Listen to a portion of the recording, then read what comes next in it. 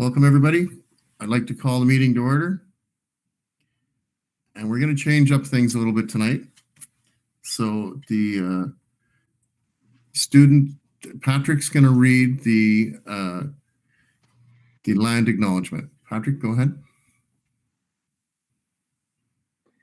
As we gather virtually today from all across the Ottawa region, we acknowledge that we and the Ottawa Catholic School Board are located on the traditional and ancestral territory of the Algonquin people. We recognize their long-standing relationship with this land, which remains unceded. We pay respect to all Indigenous people in this region from all nations across Canada who call Ottawa home. Thank you. Father Saunders, you're now going to lead us in prayer, and then you're going to recite the feast days for December. What's that? You're going to lead us in prayer, and then we're going to go directly to the feast days for December. Yeah. Okay. In the name of the Father, and of the Son, and of the Holy Spirit. Amen. Lord Jesus, be present at this meeting. We are privileged to have been given the responsibility to oversee the education of the students in our Catholic schools. Give us the courage to go to you in time of doubt. Give us the courage to be servants to the students and to those who serve in our schools. Give us the courage to respect one another with reverence and humility. Give us courage to seek out and to find the solution to all our problems. Give us the courage to be an example to the people we represent by the way we live our lives. And we ask this in the name of Jesus, our Lord. Amen. And we pray for our staff and students, extended family members, especially those who have lost their lives due to COVID-19. And we recommend to your prayers the following persons who have passed away. Mervyn Lynch, father of Marcia Lynch, principal at St. Luke, Ottawa. Margaret McGrath, former principal of the Carleton Roman Catholic School Board, and mother of John McGrath, former principal, Ottawa Catholic School Board. May they and all our faithful departed, through the mercy of God, rest in peace. Amen. And a few words about our saints of our schools. This evening we will deal with Francis Xavier, one of our high schools. St. Francis Xavier was born in a castle called Xavier in the Basque territory of northern Spain in 1506, and he died in 1552 at the age of 46. After his education in Xavier, he was destined for an ecclesiastical career, and he traveled to Paris to begin his theological studies. There he roomed with the future Saint Ignatius of Loyola, another Spaniard. One of our schools is named after this saint also. Ignatius had started a community of 7 members, and one of whom was Francis. The community gradually grew into a religious community called the Jesuits. Our present Pope, Pope Francis, is a Jesuit. And it is actually the beginning of the active religious communities who are dedicated to teaching, missions, hospital, social work, in contrast to the monastic tradition which prevailed in centuries before, which had greater emphasis upon living in monasteries and a contemplative life.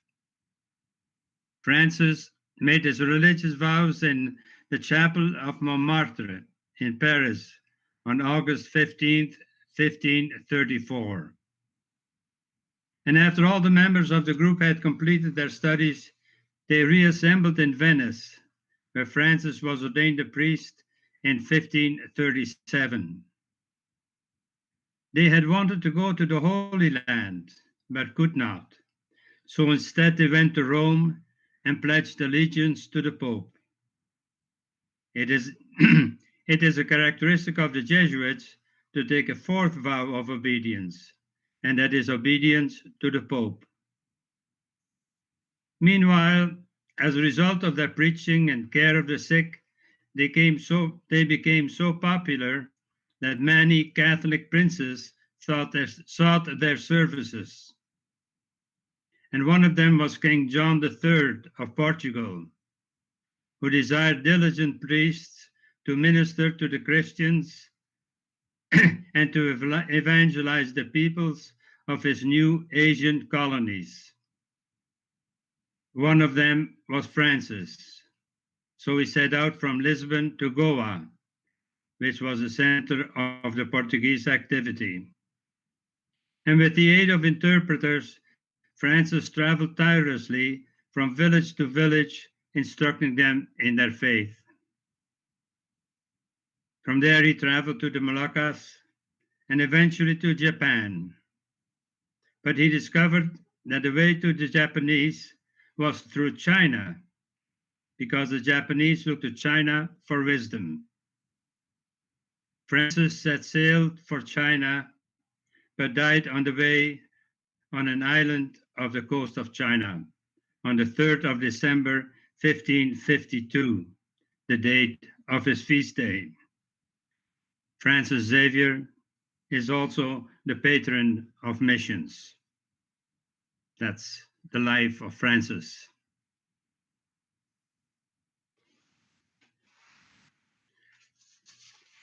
So,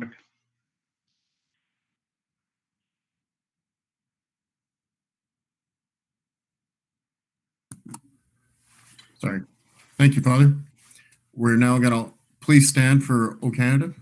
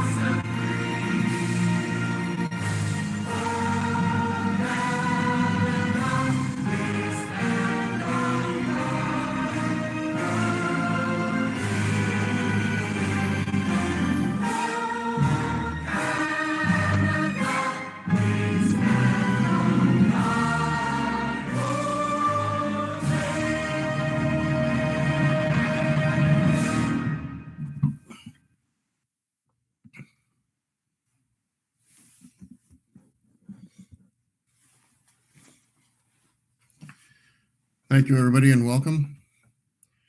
We're going to begin the meeting with the school student departmental profile. So there's a memo from the Superintendent of Student Success, Intermediate Secondary, Take Our Kids to Work Day, and the OCSB Career Week. Thank you. Good evening. We're very happy to be here tonight to tell you about Career Week, as well as our Grade 9 Take Our Kids to Work Day. These events occur every year in early November. And as you can imagine, both of these had to be worked quite a bit this year because of the restrictions imposed by COVID. Our specialized pathways team, including Sarah Abrams, Katie Lewis-Pryor, and Deb Lawler, took Careers Week online this year. Katie, our experiential learning consultant, and Deb, our student success coordinator, will tell you about how this went. I'll turn it over to them.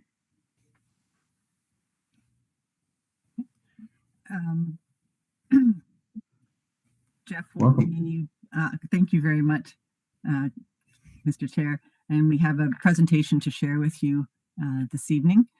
And it was Take Our Kids to Work Day in November, and we did have the OCSB Careers Week. And we're going to start with the next slide to tell you a little bit about the connection that we have with the Learning Partnership. It's probably the most recognizable program of the Learning Partnership is Take Our Kids to Work Day. They have many other programs that we've been working on with them over the years. Some of them are from the past, some of them are from the present. We did want to list a few of them there for the Entrepreneurial Adventure, the Global Solutions, and Canada's Outstanding Principles. Unfortunately, are programs that they're no longer happening due to impacts of COVID that they've had on their organization. Some of the funding that they've had in the past has not been continued in the future, but we do still have activities with them in terms of Coding Quest, Invest, Invent, and Innovate, as well as the most popular one, Take Our Kids to Work Day. And we've often had children of our central CEC staff in our board office that day, and we had to take a look at moving it into a more virtual world this year, taking the lead from the Learning Partnership, who did take it online with us. And we normally have our grade 9 students who would actually go out into the workforce, and some of you may have had your children with you over the years doing this and shadowing you and finding out a little bit about the careers that you were in. Next slide, please. The Take Our Kids to Work Day activities, we started to take a look at how we were going to run that virtually, and the Learning Partnership actually provided a 20-minute opening session called Your Future Now, and it was moderated, interestingly enough, by an Olympian, which was a great way to engage students and get them interested to hear about what was going to be happening that day. And a lot of our teachers were coming into it virtually. They signed up. We were told that with the signing up of the different classes that were available to participate, we had 43 teachers at least that used this process to access the activities for the day. It didn't necessarily capture all of those who took part, because teachers could have shared links between them. They might have used a different email, and some could have accessed the recordings through links that were shared on Twitter throughout the day. In part of it, they had a breakout session with 4 different career paths. So we did get to see industry partners from the skilled trades, from innovation and entrepreneurship, from the technology industry, as well as from healthcare, that students got to hear from real people in the industry. We had Ottawa U was focused on within the healthcare, which was nice for our students to be able to see something local happening, because this was something that was happening across the nation. And the Edge Factor virtual learning experience, we have access to Edge Factor, which is a new e-learning tool that students and staff can access through our staff portal, and it includes videos, interactive activities that really highlight industries and the career pathways that students can choose from. It showcases SHISM, the Specialist High Skills Major, and the OYAP programs, and teaches about transferable soft skills, and also includes pieces about STEAM and how it comes alive in the workplace. Students can access it to look through tech education curriculum, career profiles, as well as learning about the soft skills that they might need within the workplace for that. And there was an opportunity for students to experience some of those activities, and which tied into my blueprint, which we have access to within our school board to help students with tracking their progress throughout high school, as well as career opportunities, reflections on experiential learning that they do throughout the year, etc. Next slide, please.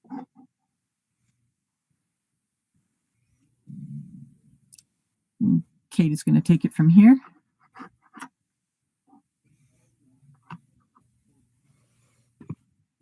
Sorry about that. So ultimately, the Take Our Kids to Work Day experience was very different this year for our students and staff. And after all the planning for this virtual day, I was quite curious about what the student reflection was to the programming. So I reached out to some of our teachers for their feedback. And the response was that the keynote and breakout sessions, as well as the in-class discussions, were very engaging and provided our students with really great experiences that led them to look at their career paths and also at planning for the future in a different way. And I was really thrilled to see that many students were keen to learn more about the skilled trades and healthcare in particular. It was also interesting to learn that some students did go and shadow their parents or guardians when the situation was safe or permissible. Next slide, please. In 2016, when we started OCSB Career Week, it was to support our transition away from that larger scale event, Finding Our Pathway, which was held at the EY Center, and it was an event that was called Work for You Too. The idea was that we were ready to move to a system-wide community-connected experience. In a normal year, this week would have many outside visitors to a school, with parents or community members coming in face-to-face to present or set up a display. Due to the pandemic, this was not possible. So Sarah Abrams and I turned to brainstorming what could be achieved in a virtual environment. So we started with expanding last year's Career Week resource documents to help support teachers conduct lessons and activities. Our main goal being to help our students explore pathways and career planning. Our approach was to provide general information about career planning, as well as subject-specific links and resources. And after meeting with John Wani in communications, we refined our goals, and he gave us an overall look for our concept. Products were produced, such as page headers and a calendar template that you'll be able to see in upcoming slides. This branded our work to make it more recognizable. John's design incorporates the symbols of the 6 global competencies with the aim to increase staff and student recognition of them. And we dovetailed the focus on the global competencies with 5 of Skills Canada's 9 essential skills for workers. And for fun, we called these super skills. Next slide, please. We also chose a daily theme so that our educators and students had something to get excited about and to focus their instruction on each day. And as you can see from the K-6 calendar, we tried to make the themes clear for elementary students. Monday was Math is a Part of Every Career Day, which went very well with the numeracy essential skill. Tuesday was What is a Skilled Trade, to build awareness that this is an exciting potential career path. Wednesday was a day in the life of a worker, which matched our high school theme of Take Our Kids to Work Day. Thursday's theme was Be Your Own Boss, complementing high school's entrepreneurship theme. And finally, Friday was What Hat Will You Wear theme, and that was for students from both panels to explore their own personal ideas of what they'd like to do in the future. Next slide, please. This is the intermediate secondary calendar, and these calendars were shared with principals and both panels in the biweekly updates so that they can post them on their electronic boards in their schools if they chose, and again, to provide some focus for the week. You'll also see in both calendars the links to the super skills and to the 6 C's. The wording global competencies didn't quite fit on the calendar with the space that was there, but I think our staff was up on that. Next slide, please. The support from our colleagues and community members in planning this week really was tremendous. We reached out to parents, guardians, and community through a blog that communications posted on our OCSB homepage. And this shared our goals for the week and gave a sense of what activities would be happening throughout it. We're very fortunate that Mark Scholik, our religious coordinator for the work, kindly created 2 sets of daily prayers for the week, one for each panel. And they focused on decision-making, asking for God's help with our reflections on the future, and being thankful for the gifts and talents that we have. We were also fortunate to have the support of community partners from McDonald's, Independent Grocer, the City of Ottawa's Rec Department, and our very own Doug Salt from the Planning and Facilities Department's Summer Employment Program for Youth for a career panel that was held for grade 10 and 11 students. The focus of the panel was tips for teens to land their first job. We were ecstatic with thoughtful and solid advice that our panelists provided for our students looking for their first job. And we received very positive feedback from the many educators and students who attended. We recorded the session and have received many requests for the link since, so it's still active. And to me, this was definitely one of the highlights of the week and was very fun to moderate. Next slide, please. We're also very thankful that our equity advisor, Monte Malepo, created a resource with selections of read aloud books for the elementary panel that focused on careers. Equity and diversity was considered in the selections. We brought back the popular hashtag OCSB daily doodle for the week with a career theme focus linked to the daily theme. And students from both divisions took part in this challenge, and we saw some very inspiring student artwork. On Twitter, we posted 7 fun career facts every day based on the theme and super skill of the day. Jennifer Gauthier, our new intermediate secondary consultant for science, worked with Rebecca Capps from Skills Ontario to organize skilled trades and technology presentations, which reached a whopping 1,830 grade 8 students. And in honor of Skilled Trades Month, an OYAP paper house for coloring, I'll just show that to you, looks like this after it's done. This was sent out to all the grade 3 social studies classes to highlight 22 different skilled trades that are involved in building a home. And a slide deck was created to deepen the learning with descriptions of each profession. I was really grateful for the help of our FSL consultant at elementary, Emily Roy, who thoughtfully helped me out. Next slide, please.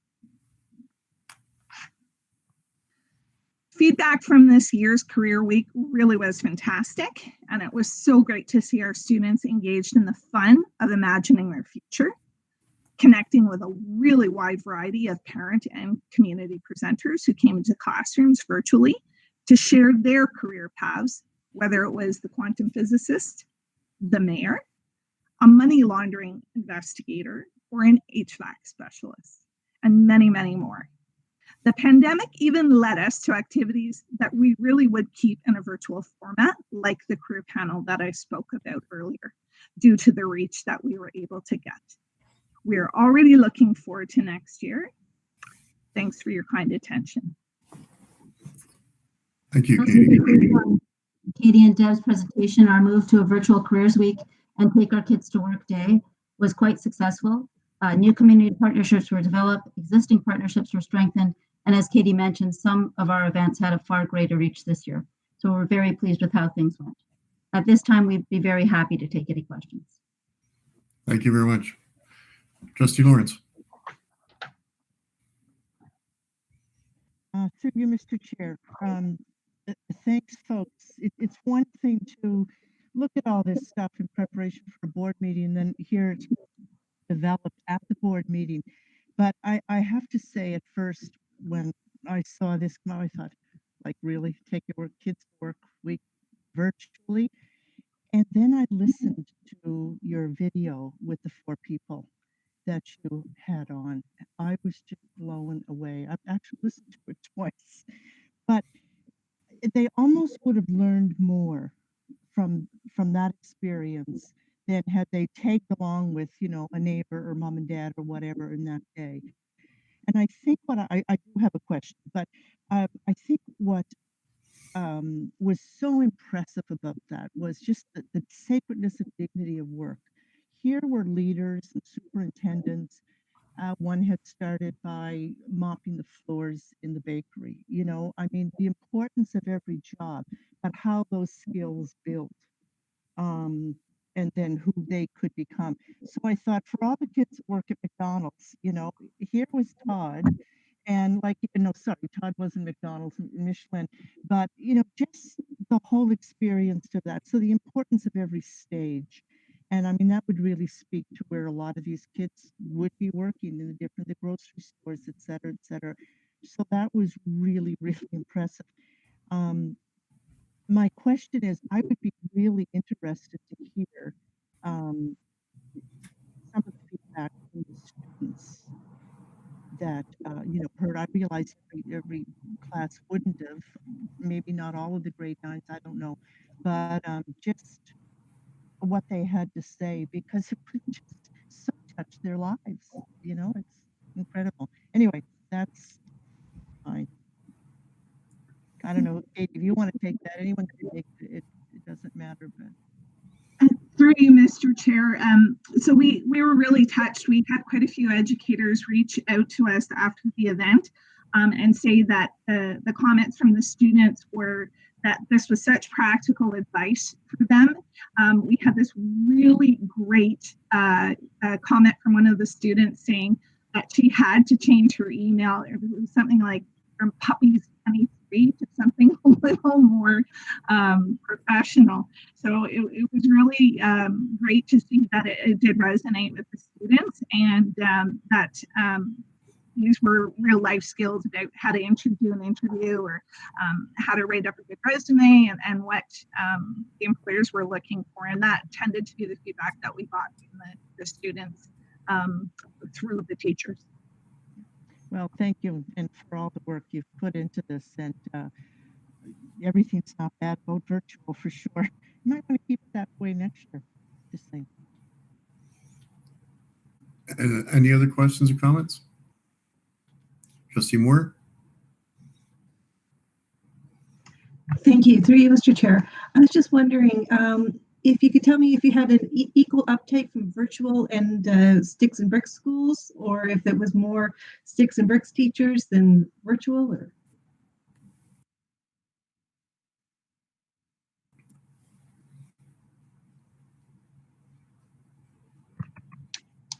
Sorry, slippery fingers. Through you, Mr. Chair.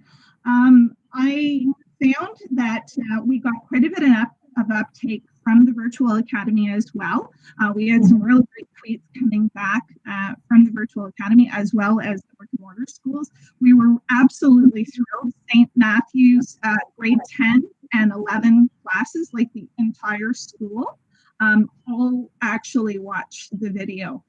So that was just one of 12 different schools that participated, and we did see it's hard to track, but we did get requests for the recording afterwards. So it was really great for our Virtual Academy students and teachers, just the flexibility of having the recording for them to access. And so I think it was potentially even.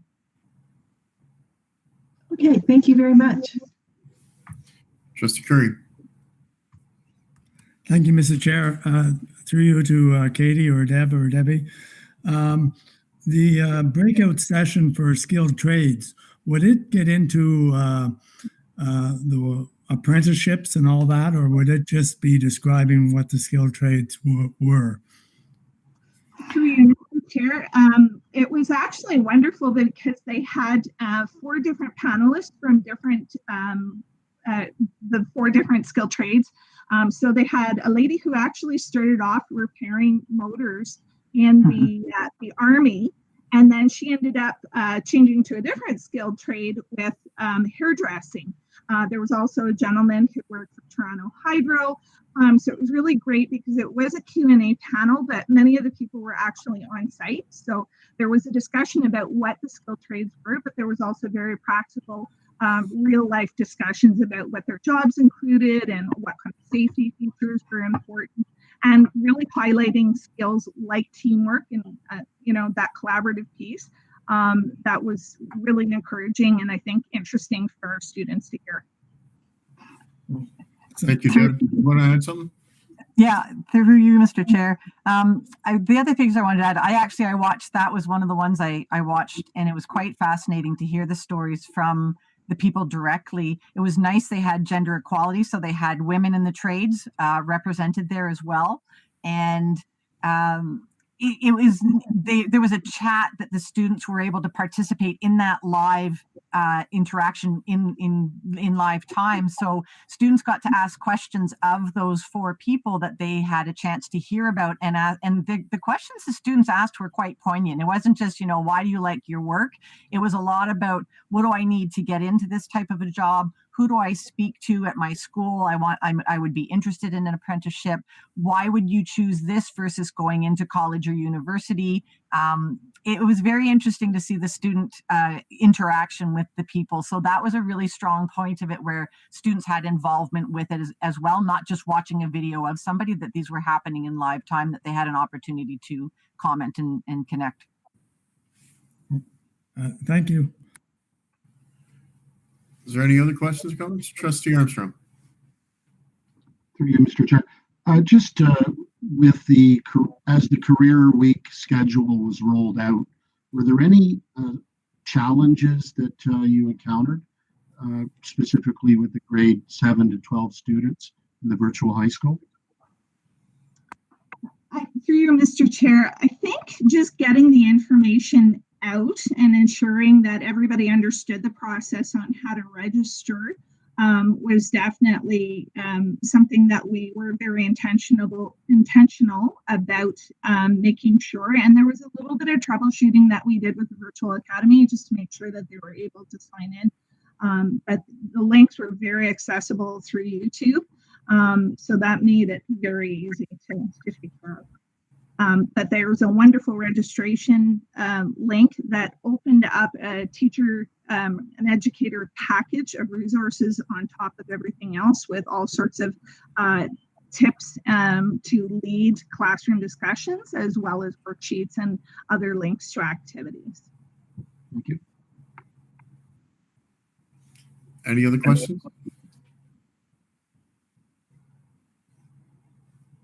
Seeing none. Thank you very much, ladies. Thank you. Thank you. Moving along on the agenda, there's no delegations, there's no public session. Can I have a mover, please, for the approval of the agenda?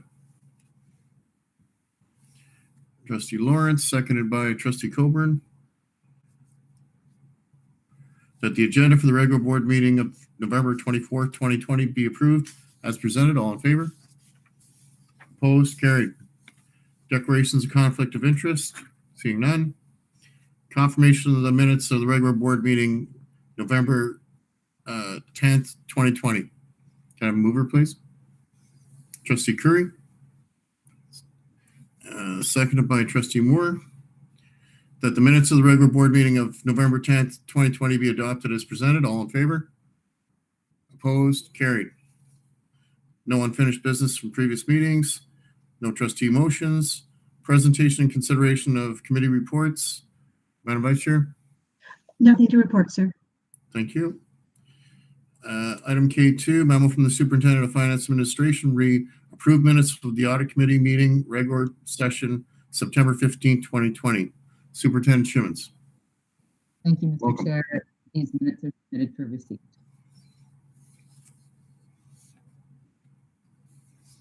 Okay, can I have a mover, please? Moved by Trustee Coburn, seconded by Trustee Simpson. That the memorandum from the Superintendent of Finance Administration dated November 18, 2020, containing the September 15, 2020 Audit Committee minutes for the regular session be received. All in favor? Opposed? Carried. Item 3. Mr. Chair, sorry, Mr. Chair, I believe you may have a question from Trustee Curry. Sorry? You may have a question from Trustee Curry on the last item. Thank you. Trustee Curry? Thank you, Mr. Director and Mr. Chair. I did have a question. It's not all that important, but I just want to ask the Superintendent Shimmons, the regular interim audit, doing it, were there challenges because it had to be done remotely and are there worries that something could have been missed because it was done remotely, or did it not matter? Thank you. Through you, Mr. Chair, that's an excellent question. Obviously, doing it remotely was a bit of a change, but the report that was presented to Audit Committee from Deloitte felt that it went very smoothly and without challenges. So they were very happy with being able to do it that way.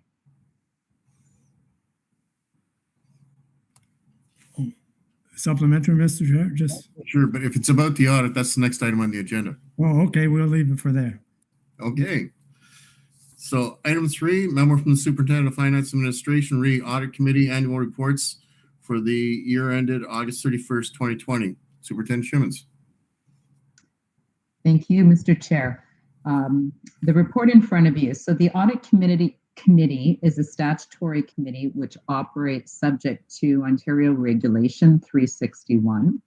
And this regulation defines the duties and responsibilities of the Audit Committee. So as part of that regulation, the chair of the Audit Committee is required to report to the board annually, and you'll see the attestation at the end of the report that the chair attests that the Audit Committee has discharged all of the duties and responsibilities as outlined in Ontario Regulation 36110. So in summary, those duties and responsibilities include oversight of the financial reporting, which includes both the external financial results, the financial statements, and the interim financial results during the year. It also includes the oversight of the audit function, both external audit and internal audit, and finally, the oversight of the risk management, including compliance with legislation and regulations. So the report in front of you is a report that's prescribed, the format is prescribed by the ministry, and includes all of the work that the Audit Committee has performed during the year to comply with that regulation, and is a standard audit report. The changes that you might notice on this report from prior year's report, so the routine work is done, but this year the internal audits that were performed was a cybersecurity review, a strategic risk assessment, and some standard follow-up audits. Additionally, one item that's not done on an annual basis is there was a new member that was recruited during the year, so that was a new member that was an external member of the Audit Committee. So that summarizes the report, and I'd be happy to take any questions. Trustee Curry, do you want to ask your question now? Well, I just needed some clarification. So we're talking about the audit report to the trustees. Is there an audit report to the ministry? I thought I saw an attachment regarding that too. Thank you, through Mr. Chair. There is an audit report that does go to the ministry as well, as required by regulation. It's a very short form report, so it doesn't have this amount of detail, but you're correct that there are two reports, one to the board and one to the ministry. Oh, and in that ministry one, it seems that the enrollment audits are completed to 2015, and the follow-up was done to 2017. Why are they so far behind? So thank you, through Mr. Chair. That would be the audits that are prescribed by the ministry, and we're required as part of our report to the Ministry of Education when those enrollment audits are completed. It's just part of their standard reporting, and that would the actual enrollment audits that go into our annual financial statements. Those enrollments are actually audited every year, but this is just part of the multi-year enrollment audit plan. Yeah, it just seemed to me that they were fairly out of date or fairly far back in time. Don't we do this every year? We do the enrollment audits every year, but not the internal audit enrollments. So the external auditor will audit the enrollments that go into the financial statements, but this is the audits that are done by the internal auditor, and we're required when we report to the ministry when the last one was done. Oh, okay. Thank you. Trustee Coburn, did you want to jump in there? Yeah, I'll just add to that. So yeah, the internal auditors don't do an attendance audit every single year. They do them as prescribed, as Lisa says. We do a calculation of our attendance clearly to approve our budget every year, John. But there are elements within that. You can imagine that's a complicated calculation. So there's elements of that our internal auditors take a look at every once in a while to see if there's anything from I would say from a calculation point of view that we're missing, and we're not, but it doesn't happen to the extent that our internal auditors do it every single year, that audit. Oh, okay. Thanks, Brian. Trustee Armstrong? Through you, Mr. Chair. How is the new risk-based multi-year internal audit plan coming along? Thank you. Through you, Mr. Chair. The risk assessment that was discussed as part of the other session. That began last year and included some training prior to COVID. Obviously, it was put on pause for some time during the spring. And when we did return in the fall, that took up again. And so there was a session the end of October that included our leadership group as part of the board, which would include our managers, our operational type managers, as well as some principal representatives and some academic representatives such as safe schools principals or continuing ed. So that was performed the end of October, and the results of that risk assessment were presented to the executive committee in November, and a further session is being scheduled to finalize that. So in the new year, we should have our final risk assessment ready with what's called a heat map and eligible to look at to determine what our 5-year plan is for internal audit. Sounds great. Thank you. Is there any other questions? Thank you very much for your presentation. Can I have a mover, please? Trustee Coburn and Trustee Armstrong. That the memorandum from the Superintendent of Finance and Administration dated November 17, 2020, entitled Audit Committee Annual Reports for the year ended August 31st, 2020 be received, and that the Audit Committee annual reports to both the Board of Trustees and the Ministry of Education for the year ended August 31st, 2020 be received and forwarded to the Ministry of Education as appropriate. All in favor? Opposed? Carried. Thank you, Superintendent Shimmons. Item 4, memo from the Superintendent of Special Education and Student Services, re Special Education Advisory Committee, change in association representatives and alternate roles. Superintendent Seguin, welcome. Thank you, Mr. Chair. So we were notified by the Ottawa chapter of Autism Ontario that they would like to propose the following changes in roles between Natasha L. Saunders and Anne Jovanovic. So it is to be approved, Mr. Chair. Thank you. Any discussion? Can I have a mover, please? Trustee Moore and Trustee Warren. That the memorandum from the Superintendent of Special Education and Student Services dated November 10th, 2020, advising changes to the representative and alternate for Autism Ontario Ottawa chapter on the Special Education Advisory Committee be approved. All in favor? Opposed? Carried. Item L1, presentation and consideration of staff or trustee reports. Memo from the Superintendent of Continuing and Community Education, re international students, marketing with a 3D virtual tour. Welcome, Superintendent Velati and Ms. McDonald. Welcome. Good evening, Mr. Chair. It's a pleasure to be here this evening and to introduce to you Chantel McDonald. Chantel is a marketing specialist with our school board with responsibilities in the communications department, but also in the continuing and community education department. The pandemic has forced us to be innovative on how we promote the Ottawa Catholic School Board on an international stage and how we will attract international students.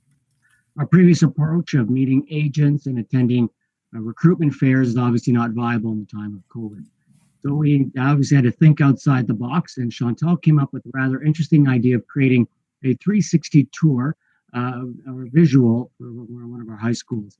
The goal really is to allow students and parents to see them inside our schools and feel that connection before they arrive.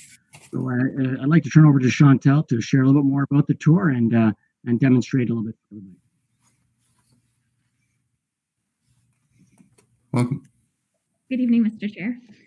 So during COVID, we were faced with this challenge of how are we going to show our schools to our prospective government officials, our students, families, agents when they're unable to visit.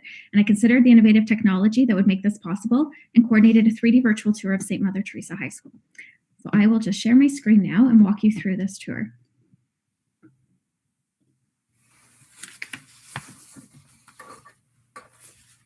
So as we enter the tour, it enters through the atrium. We really wanted to capture how welcoming and light-filled this atrium is as you enter the school. St. Mother Teresa is really reflective of many of our high schools. And so we wanted to really show that warm, welcoming feeling that you get in real life when you walk into our high schools. So the user just has to navigate by clicking their mouse, and they can completely immerse themselves in this space. So they get the full experience as if they were there in real life. They can walk around to the different areas. We can see this artwork. We can see our spiritual theme. And what's also great with St. Mother Teresa is this large Canada flag, which is really appealing to our international audience. And then from the atrium, they can navigate to the different areas that we had filmed. I'll show you here. Turn ourselves around. So these little icons. So we specifically chose areas that were relevant to our international student audience, and we use the terms that make sense to them as well. So we have the library, the dramatic arts room and stage, the gymnasium, the sports field and outdoor area, which is very key to this audience, music room and hallway, the chapel, the art room, and the classroom. So I'll take you to the library first.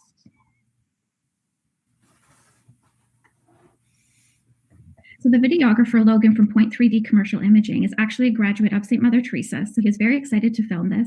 He really understood the best angles and areas to highlight and our objectives of what we wanted to capture to relate for our audience.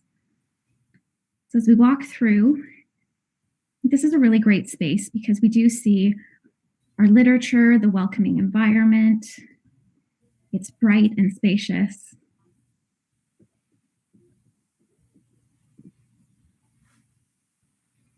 So the student can really picture themselves and what their day-to-day would be like. It's as if they were touring in person. And this, of course, goes back to the atrium. It's also fun for these students. And really, we see this not only as part of the strategy is as a marketing tool. It attracts attention in advertising to bring them to a new international student website that's currently in development. It's a unique call to action to say, take a virtual tour of one of our high schools. So it's used as a marketing call to action, but it's also a great transition tool because this can be used repeatedly. So the students, as they're going to join us, it makes the transition a lot more seamless. They can go back, they can, feel a bit less nervous, build that confidence by envisioning themselves in this space. So just look at one of our classrooms. So this is key. We have a little bit of the hallways done as well. So they can really picture how they're going to walk through the school, walk into a classroom, what their day would be like, where they will sit and their teacher will be. And I really tried to picture myself as one of those students that in their country, their schools would not look like this. And so that's why we really wanted to focus on, the outdoor field as well, because that is a really appealing feature that we have. And in some of these countries, they might not have fields, and sport is so important internationally. So just take a look at that. What we did with this outdoor field, we start with a 360-degree view. You'll see here. So they really get a sense of how large and lush and grassy this field is. They can picture themselves doing sport. They can picture themselves with their friends outdoors. And here they can click and actually walk around this space as well. Just get a sense of the healthy environment, as we're not just focused on our schools, it's Ottawa as well, and giving them a sense of the nature that we have. Then take back to the atrium. And this it's called the dollhouse view that it enters you into. Down at the bottom left here, they could view it that way, or the floor plan if they wanted to.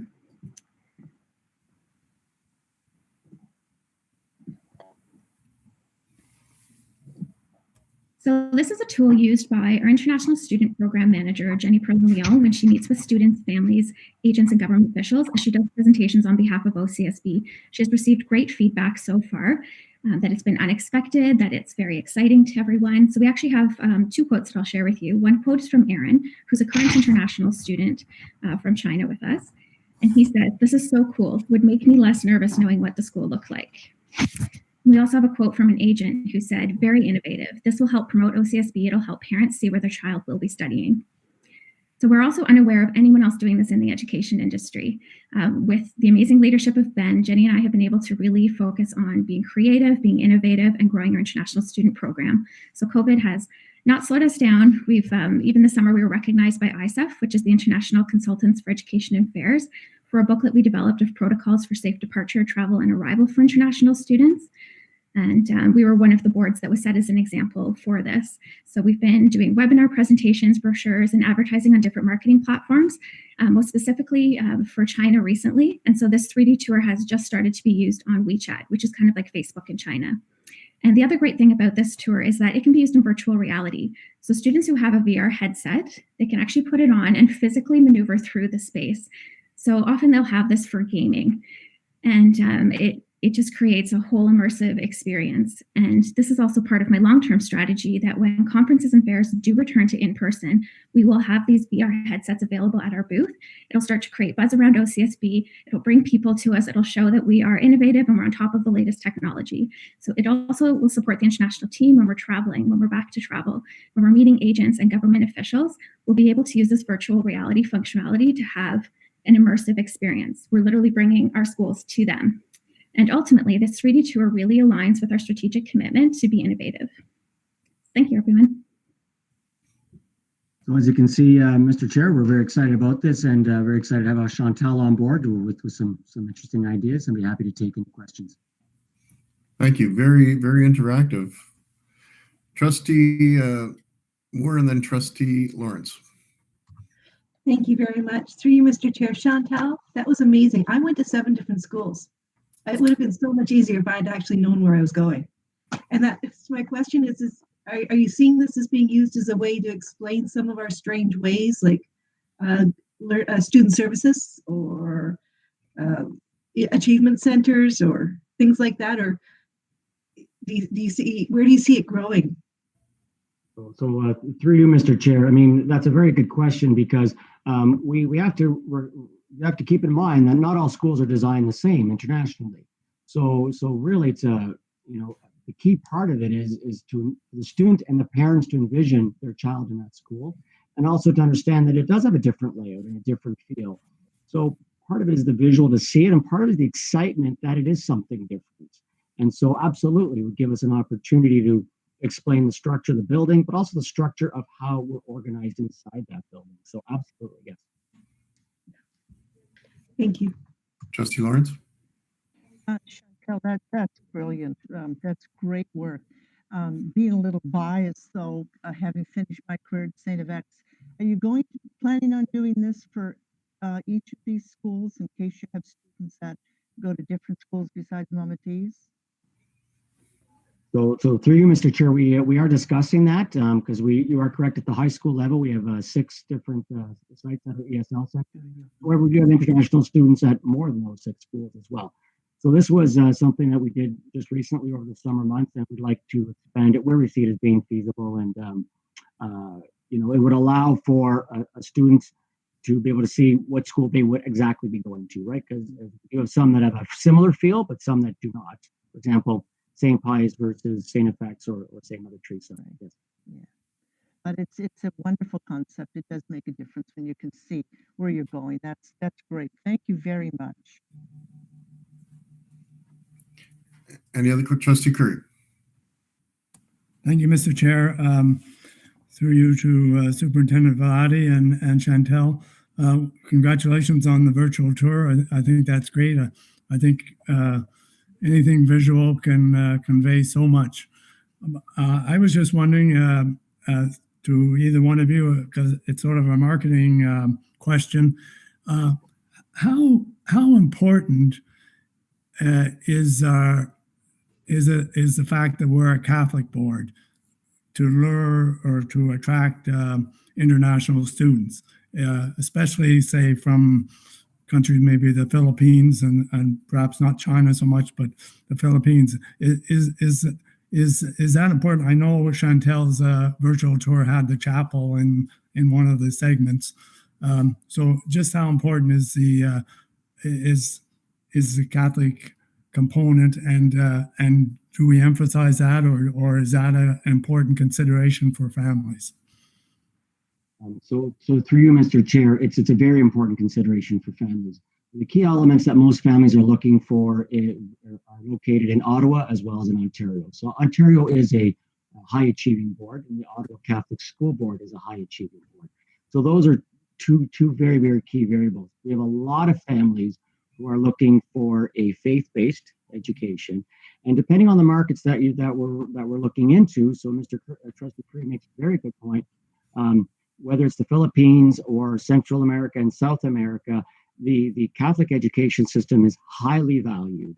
And so they're looking at Ontario and Catholic schools for that specific reason, because they have a high performing board with that faith base that they're looking for as well. So that combination absolutely sets us apart. And we use that, we tailor our marketing for different markets.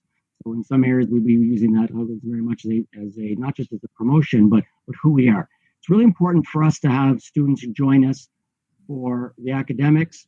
They bring a wealth to us in terms of experience and diversity and bringing the world to us. But at the same time, we want to ensure that what we're doing for them is what they're looking for, and providing the academic combined with the experience. So we try to market that, and I use that word in the sense that we want to promote it as a genuine service that we're able to provide, because we want to fulfill what families are looking for as well. Okay, thank you. Is there any other questions? Trustee Armstrong. Through you, Mr. Chair. Superintendent Vladi, has the international program been set back by COVID-19? And could you give us a couple of examples, if so? Well, through you, Mr. Chair, absolutely. In terms of internationally, but also within Ontario, there's been a huge setback as a result of COVID. The major setback is twofold. One is obviously the concern of the virus, and then the other part is the closure of the boards and the limit of travel that's allowed for international students. So what has happened in many organizations is that there's been a significant decrease for the number of students that they were planning to welcome, especially for September 2020. For ourselves, we did receive a decrease. However, we did not decrease as much as we had budgeted for or thought we might. So we're in good shape in that way. We are going to be welcoming additional students to us in the second semester. So for the first semester, it was really keeping the students that we had and taking care of them over the summer months. So they did not return home, and they stayed in Ottawa. For the second semester, we'll be maintaining that group as well as adding on a few more. And then, of course, for September 2021, I mean, so much still needs to be discovered, but we're still planning in that phase, both to welcome students, take care of our students, but also what does that marketing look like, and customize it that way as well. Thank you. Trustee Whitted. Thank you, Chair. Through you, great presentation. Really appreciated seeing the technology in action. Two questions for you. One is, what does it cost to put together the modeling and get it live for user use? So through you, Mr. Chair, the one for St. Mother Teresa was in the ballpark of $5,900, so $5,900. It is, it might be a little bit of sticker shock. It was certainly for me. However, when I also looked at some of the costs in terms of when we had to go out for a recruitment fair, once we started comparing some of those costs, it really was something that we wanted to take a risk with to see what would the reception be. Since it's not been done, and it was just that visualization of being part of our school, we wanted to see what the cost benefit would be.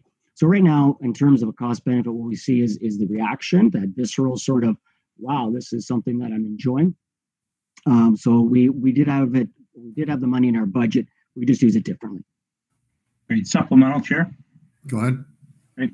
Thank you. No, I mean, I'm in the public affairs, public relations business, so that's tremendous value actually for what you're getting. But second question relates to, how do you see this being a tool that we could use within our own board? So I'm thinking about, families who are registering their kids for kindergarten, see the new school without having to necessarily be in there, or grade 6 students seeing their new high school that they're going to be in for 7 to 12. So, has that concept been looked at? So through you, Mr. Chair, that is being looked at and is being put into action as well. Where the board is looking at doing some of this for not on the full school, but looking at the kindergarten classrooms at each of our locations. So families registering would be able to have that visual and be able to do that walkthrough through some of the classrooms in the school. So if we look at what's at our elementary schools, not every single kindergarten class will be done, but a sample of one would be. So a family registering will have that. That hasn't, you won't see it on the website as of yet. The communication department and elementary student success is working extremely hard on a tight timeline to accomplish that, but that's something that's in process. Great, thanks very much. Thank you. That's an excellent idea. Any other questions? Thank you very much for your presentation. Can I have a mover, please? Trustee Lawrence and Trustee Armstrong.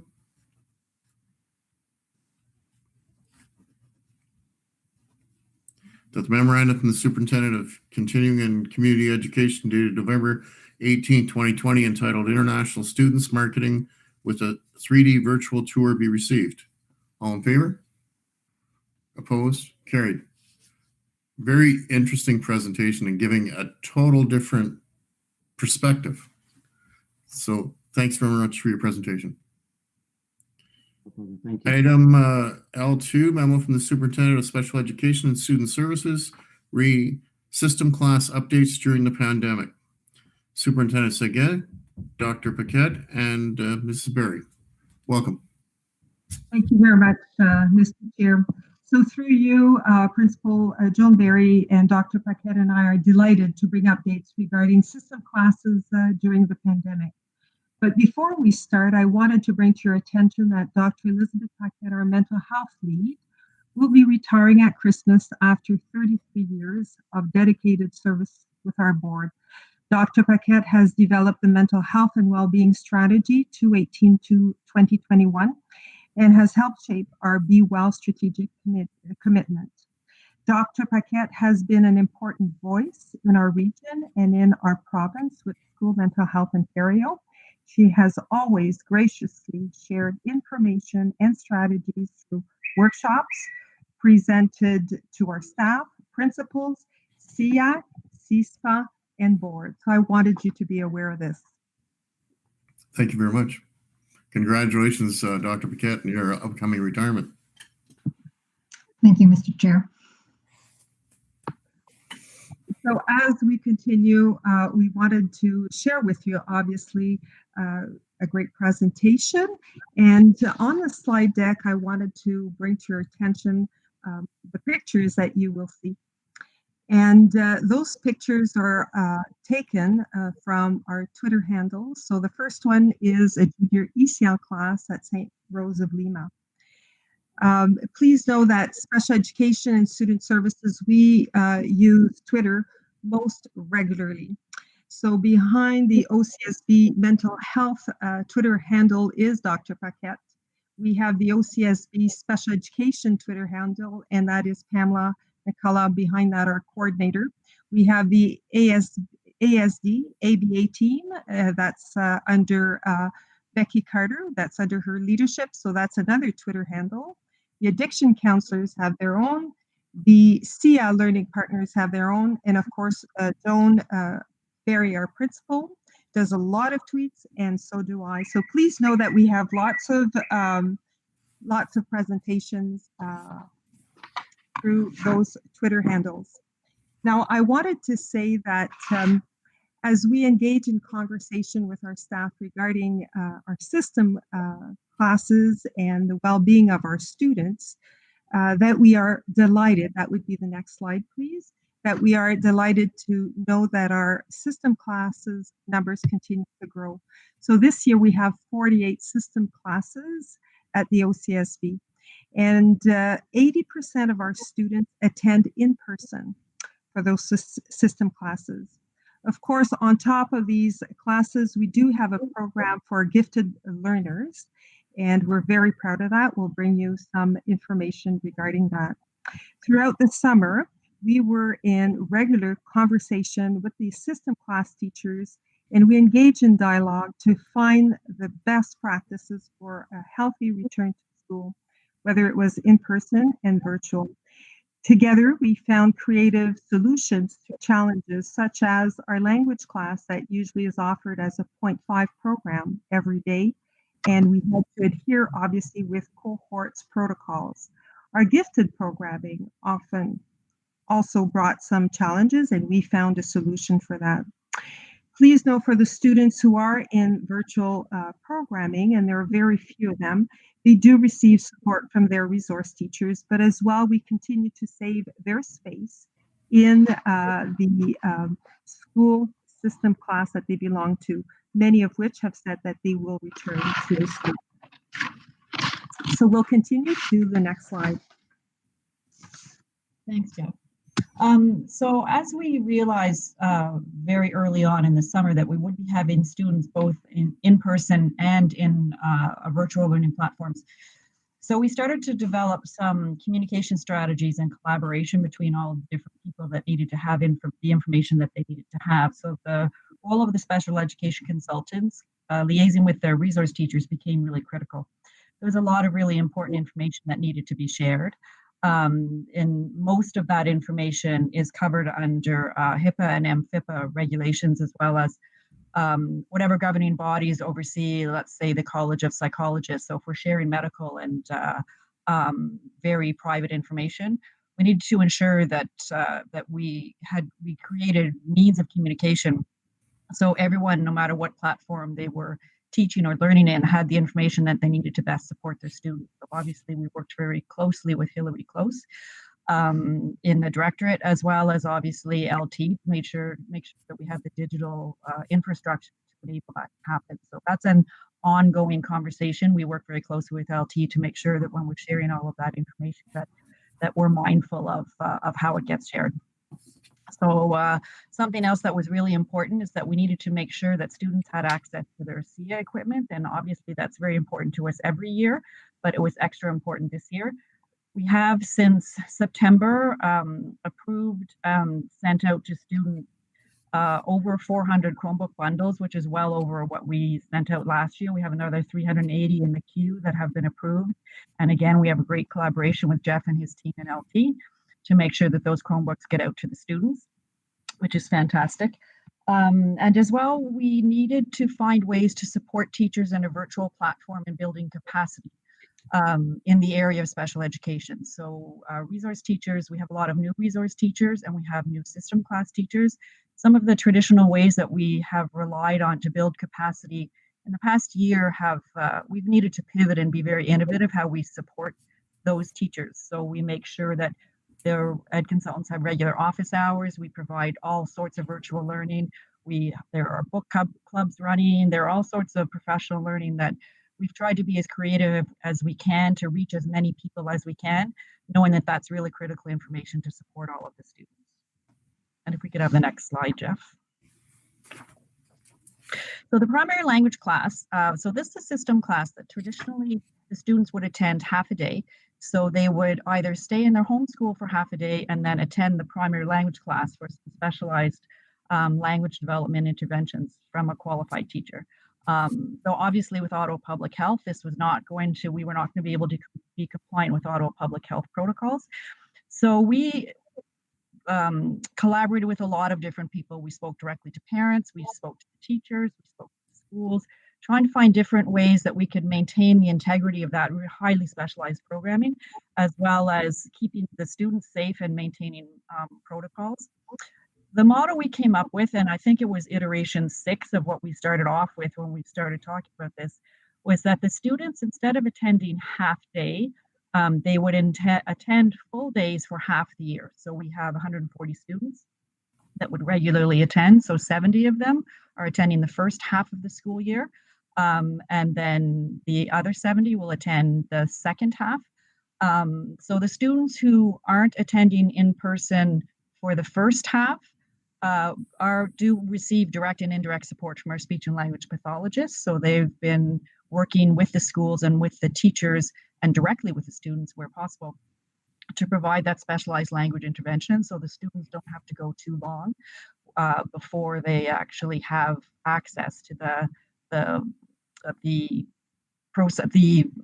specialized programming from the teacher, and as well the primary language class teachers. In a system class, the teacher of the special education system class is actually those students' resource teachers. So the staffing is a little bit different. It is a specialized placement, and the teacher has special education qualifications. So the system class teachers have been supporting the students who are in a regular class now, waiting for their full day spot to begin, and providing support that way as well. So that was a really creative solution that took a lot of dialogue and a lot of meetings, but it was the best case scenario with what we had to choose from. So if we could have the next slide, Jeff. So our program for gifted learners, and just a little bit of a clarification, this is not a special education placement. Special education placements are governed by what's in the Education Act. This is a program. It's considered a withdrawal program. It's an IPRC placement. So again, the protocols for this program is students would gather, they would have a designated day. So let's say their day was Monday, students would gather from multiple sites to attend PGL at one of our 2 sites.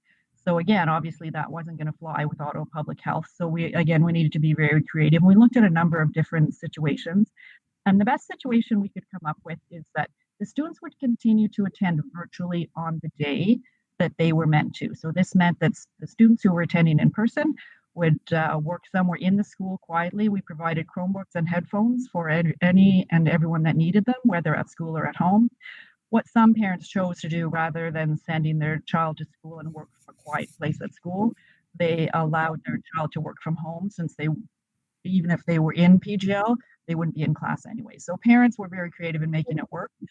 And as well, the 2 PGL teachers, they provide support for gifted programming to all of the schools as well. So PGL is only one component of our gifted education program. So they provide support to all of the students across the system. If we could have the next slide, Jeff. So when we approach a changing landscape as our department, we've done a lot of work in the last few years building capacity in the area of looking at things through global competencies and the elements of deep learning. So we had to look at what can we retain, what are the good things that we've learned and that we know are good things to keep, and what can we build on. So something, and I'm not going to speak to all of this, but there are a couple of points that I wanted to point out. So within pedagogical practices, it was really important for us to support the educators to combine expectations and some of the bigger ideas in the curriculum, so that when they're faced with compressed or differing timelines, then they would be able to look at the big ideas rather than working through the curriculum. They would be uncovering the curriculum, and then it would support the students in managing the amount of content that they have to learn in a shorter space of time. So that was something that was very important to us.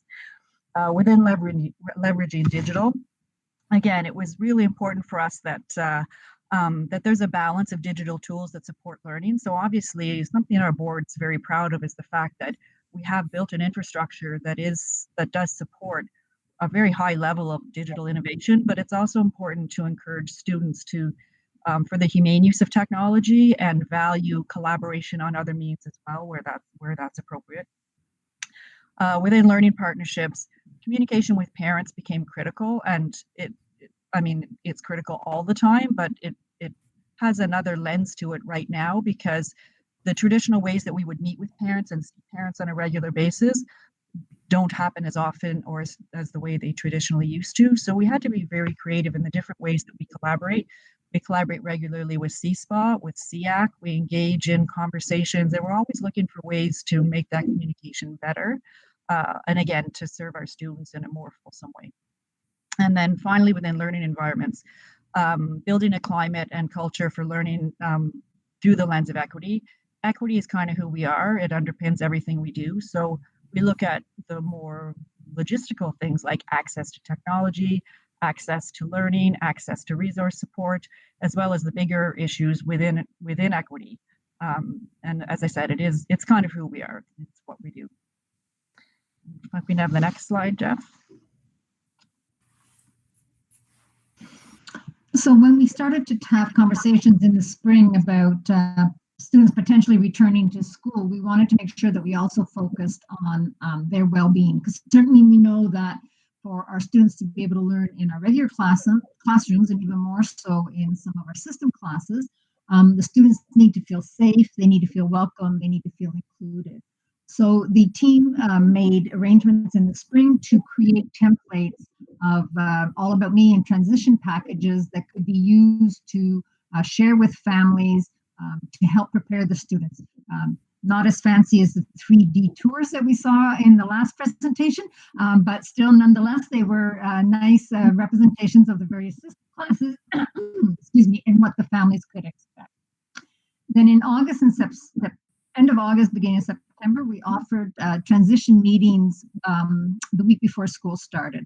So parents could come in, meet with their child's new teacher, meet with the classroom, get a visit, because certainly we know that becoming familiar in your environment, having a face that you recognize when you show up on that first day goes a long way to reducing some of those anxieties.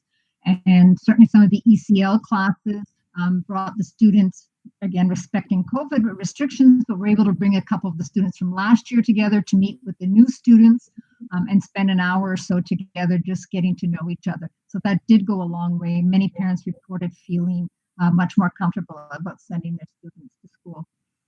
And then also, as a board focus, we created social emotional learning packages for all of our classrooms that certainly were accessible as well for the system classes, that focused on getting to know the students, getting the students to know each other, and building that sense of community. So again, for our students to feel safe and welcome in their school environment so that they can maximize the learning that they will be open to during the time.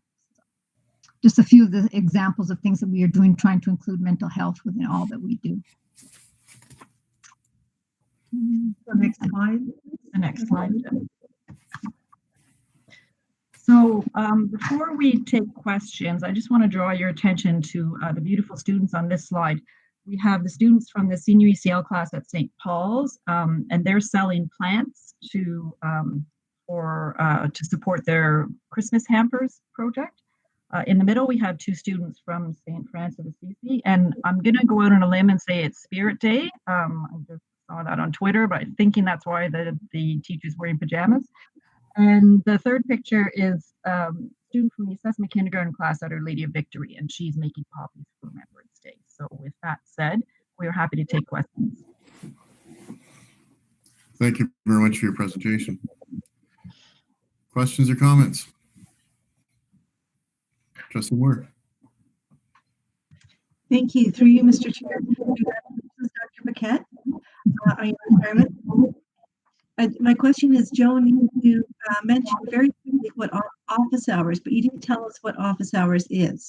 Oh, okay. It's a term that we've been using a lot lately. And so because of the challenges of planning PD where people gather all at the same time and we pick a topic, we've tried to be more flexible and reach more people. So it's something that a lot of the departments have employed. So we have set office hours and anyone can drop in at any time and ask any questions. So we've had them for our system class teachers, we've done them for the virtual academy, as well as often on PD days. So it's just an hour we set aside. Our ed consultants, or myself or Pamela, our coordinator, will man the Google Meet, and then anyone can come along and ask any questions, and hopefully we have an answer for them. Okay, thank you. Any other questions? Okay, Trustee Curry, McEwen, then Simpson. Thank you, Mr. Chair. Through you to Superintendent Sagan or to Joan. And you knew I had to ask something about the program for gifted learners, probably. I was just, when I observed their classes before, there was always a lot of hands-on stuff and a lot of collaboration. So I was just wondering, in the virtual format, how do you replicate the hands-on experiences? And perhaps the collaboration's a little easier to do. How do you do that? And are there any other challenges in the virtual space that wouldn't be if they were in person? So I think in some ways, through you, Mr. Chair, in some ways, part of it is easier. We can reach more people. They have longer to learn. Transportation isn't involved. We don't have, I mean, so you take all of that out of it and it's much more accessible, right? So, but of course the challenge is the collaboration and the interpersonal skills and the focus on that. So the teachers have been really creative. And so for instance, they actually 2 weeks ago, I believe it was a board-wide STEM challenge, and it was led by the students in PGLs because they're trying to build up their leadership skills as well. So they sent a list of materials to everyone, any class in the board could participate. And so virtually from where the classes were, they led the STEM challenges throughout the entire school board. So as I said, in some way, the face-to-face collaboration is more difficult, but this also allowed them to develop some leadership skills and model their innovative thinking across the entire school board, which in past probably wouldn't have been possible. And something else that they've really tried to do is to engage them in lots of different ways when they're not at PGL as well. Because PGL, as I said, is only one part of the gifted programming aspect. There's also other things that happen while they're actually in school as well. So there's been barriers and there's been successes. Oh, supplementary, Mr. Chair? Go ahead.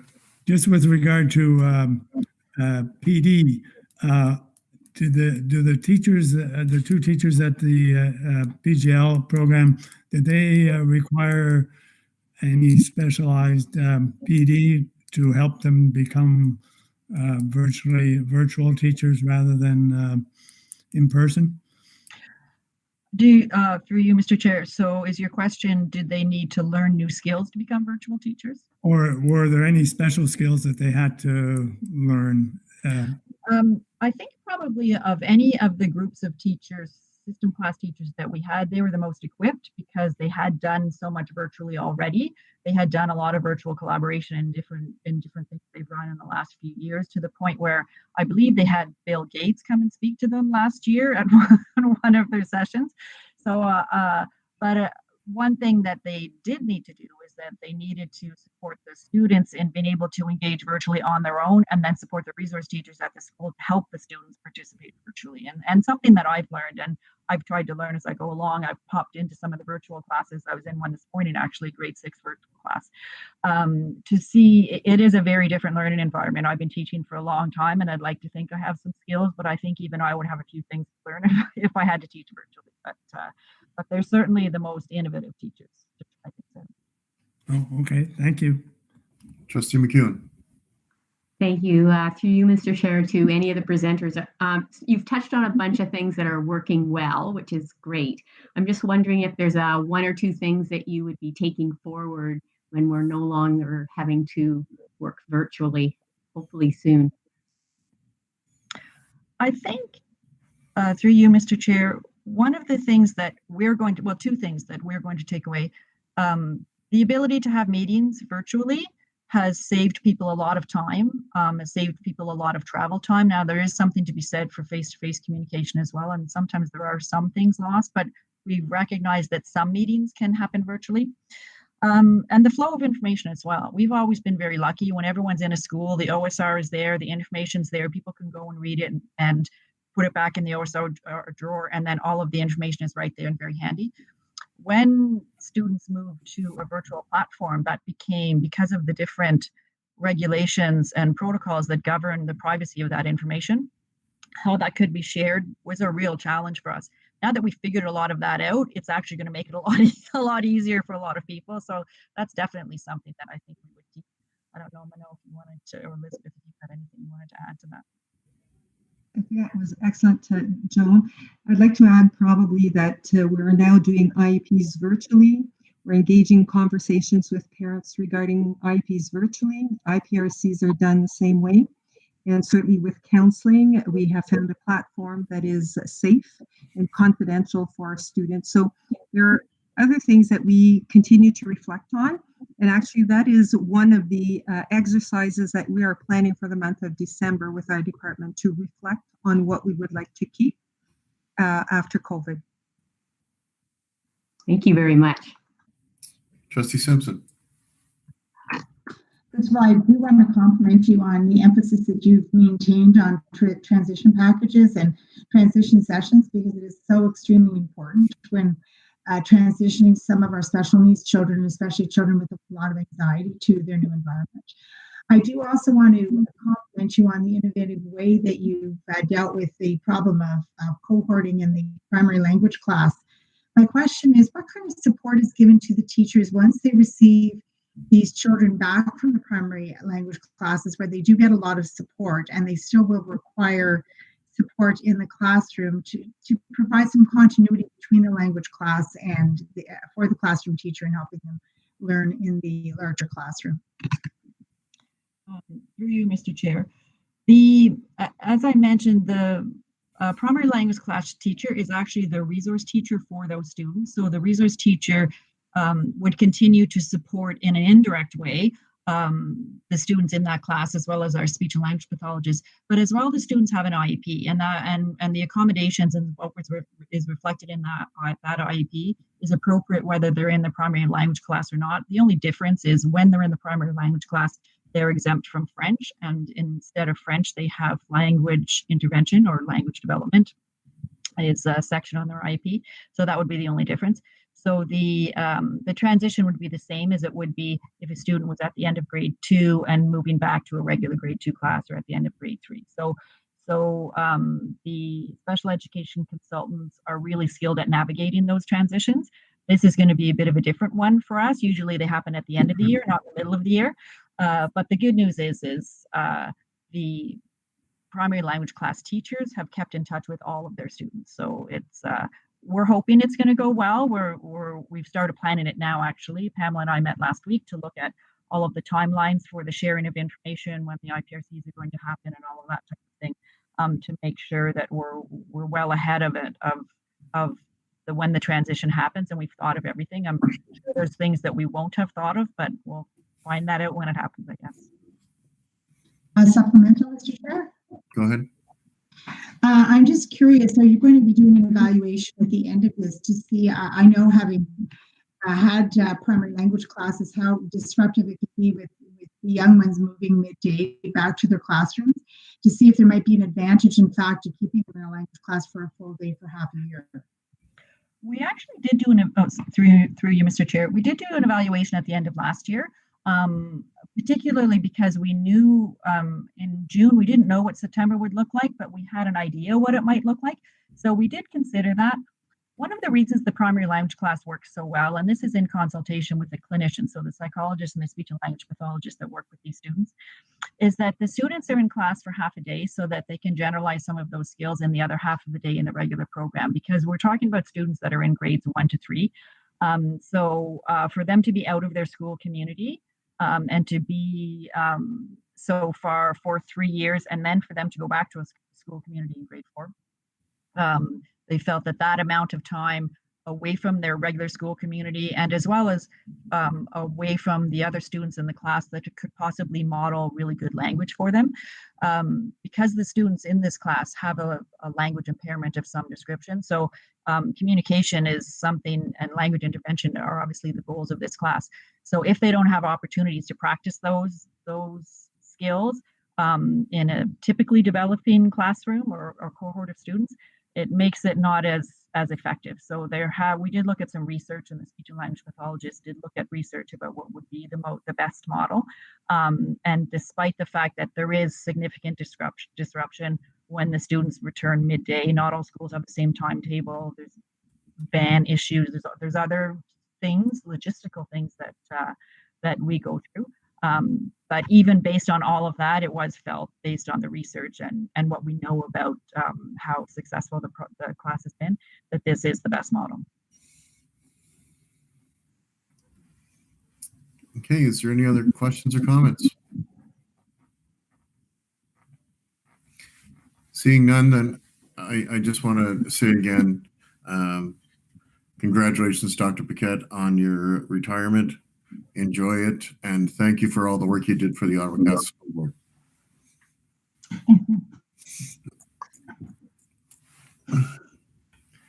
Enjoy your retirement. Any closing words? Just thank you. It's been been great. I can't believe it's 33 years. It seems like it was a couple of years ago that I started. I've really enjoyed working with everybody here, many of you in different roles, and there's lots of things I won't miss, but the people are definitely what I will miss, and the students. So thank you for all the opportunities. Thank you and enjoy your retirement. Can I thank you, ladies, for your presentation? Can I have a mover for the motion, please? Trustee Simpson, seconded by Trustee McEwen.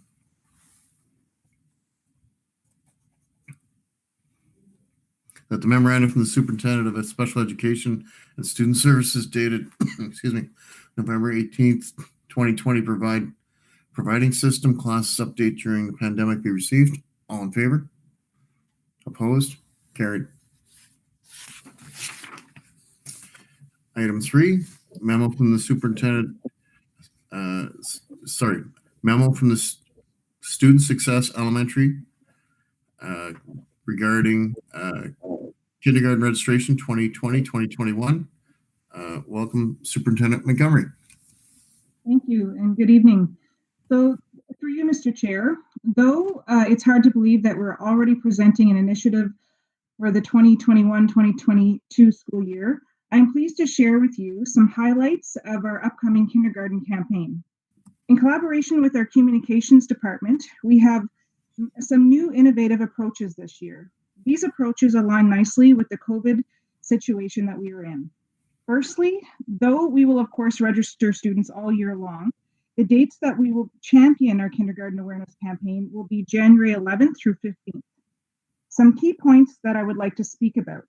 So this year, we will be registering students online primarily with an option for a mail-in packet sent by admissions. As Chantal McDonald and Superintendent Velati beautifully presented, we will also be engaging in a 3D classroom visit experience available to parents while completing the online registration.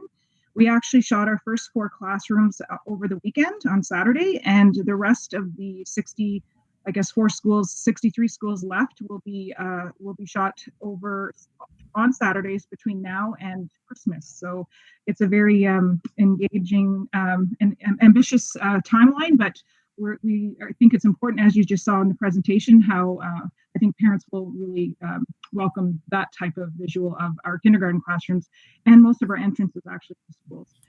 We will also be creating a digital welcome booklet package that will be distributed to each family. We're creating social media snippets, basically short video messages about how to prepare for kindergarten. And they'll be sent all year long through social media and to the parents. We will have our Welcome to Kindergarten evening, which are typically in May, but the format is to be determined because we are optimistic and hopeful that maybe we can do some of this face to face, but if not, we will alter the Welcome to Kindergarten evenings. Our Family Welcome Center will have their ongoing registration for families throughout the calendar year. And of course, we will continue with our summer registration centers, registering families in July and August. So our amazing communication department ensures that information about kindergarten registration, admissions, and the Family Welcome Center for our newcomers is accessible on OCSB websites, OCSB social media channels, as well as community digital and traditional media platforms. And most importantly, our schools also raise awareness of our registration with their own communications to their own communities. That's probably our biggest and most important and influential communication that we do for our kindergarten campaign. So those are some of the highlights. And at this point, I'd be happy to take any questions you might have. Thank you. Trustee Armstrong. Thank you, Mr. Chair.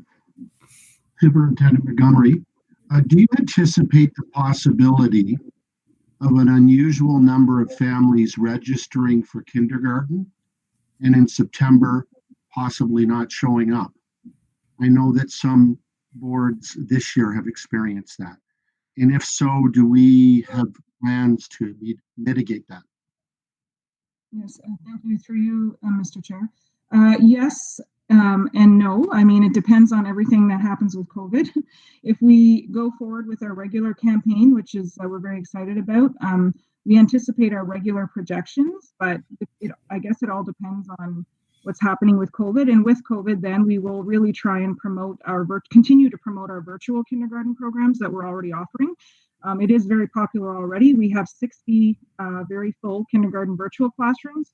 So basically our key, I guess, campaign message that we've been speaking about is the word flexibility, flexibility, flexibility. We want to make sure that our kindergarten parents know that we're going to be flexible to meet their needs and support them in whatever journey or path they choose, whether it's with virtually or whether it's face-to-face. So it'll be an interesting projection this year. We've talked about that, but we will do our best to try and be as creative as possible to entice and make the parents feel that they're coming to a safe environment.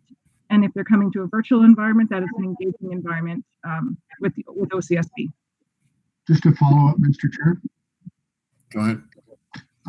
So if there was a parent that did not show up, are we making them aware of the process that they need to do to inform us in that case? If they do not show up, we did actually do that in the fall. We did try and reach out to families that didn't show up. We have birthday card type of initiative that we use, and we reached out to them. If they have siblings in the school, we did reach out to those families to say, where is your child, kind of thing. And we also we do have strategy in place that we've used in the past that we would follow up with to ensure to see where they went. In particular, especially if they register and still don't show up. So we certainly will do our best to find the students, for lack of a better word, if they're not here, and we want them to come to us and make sure they feel safe and know that they'll be engaged in a rewarding program, even if it's a virtual one that they choose. Thank you. Trustee Simpson, then Trustee Curry.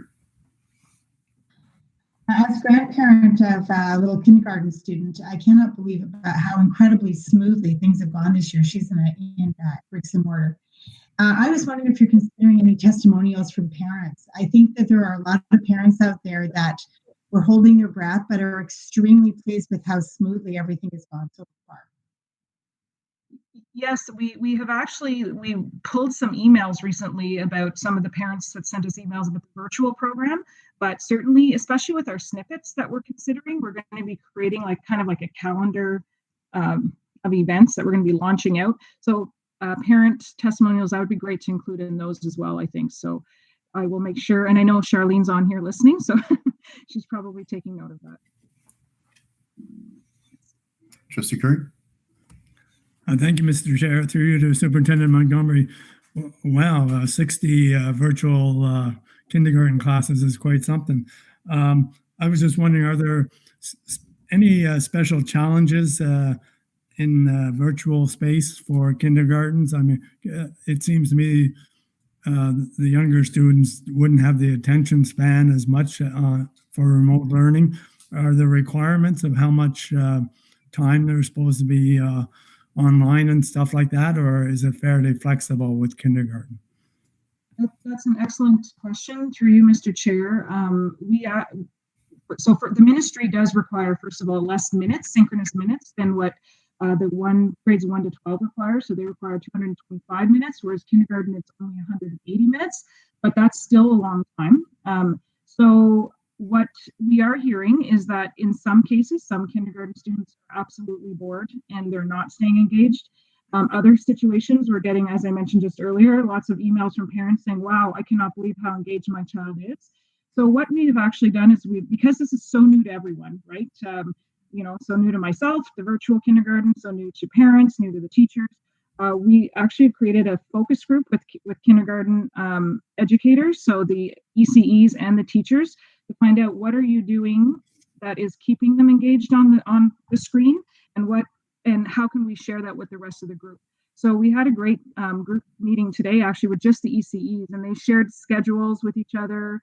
And one of the things that we're finding is what's helping keeping the students engaged is when smaller groups are pulled out.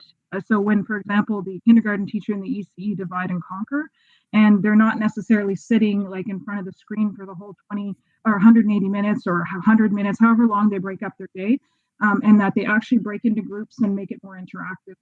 So that's some great learning for some educators that, you know, as Ms. Barry, I think, mentioned earlier, it's new to everyone as well. And so we're learning from each other. And so, yeah, so I certainly wouldn't say that for some kindergarten kids sitting there for 180 minutes is definitely too long for them.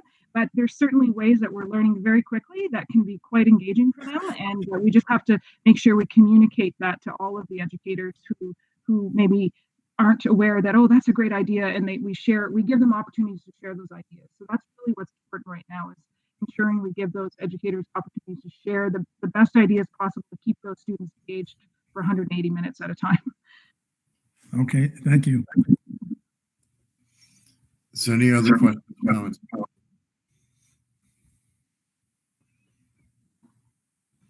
Seeing none, can I have a mover for the motion, please? Trustee Simpson, Trustee Warren.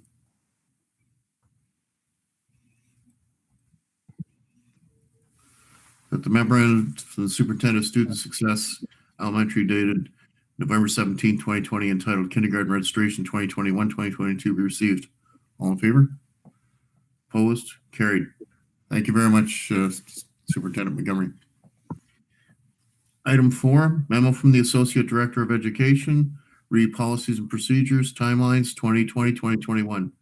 Welcome, Associate Director, Ms. Donahue. Thank you. Through you, Mr. Chair. My memo is fairly self-explanatory. The members of the board would know usually around this time of year, we bring this memo to the board for your information, and it indicates the timelines in terms of our, almost year-long process to review policies and procedures. As you probably know, we review all of our policies in a cyclical manner. It's usually once every 5 years. So every year we have a number to go through. Sometimes that timeline is shortened. For instance, if we have legislation that comes in that requires a particular policy be updated or changed. And so you can see there in the memo, our consultation process, the policies that are up for review this year, and from the dates in the memo, your involvement, and many of you have done this over a number of years, and so you know the process we follow.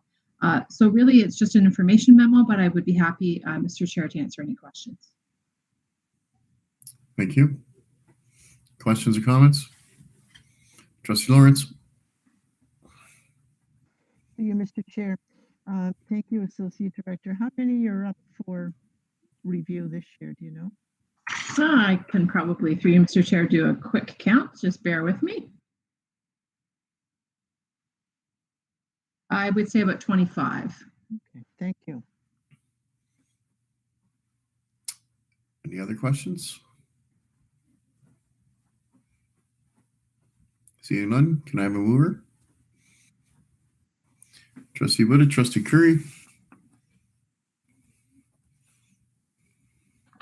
That the memorandum from the Associate Director of Education dated November 18, 2020, and entitled Policies and Procedures Timelines 2020-2021 be received.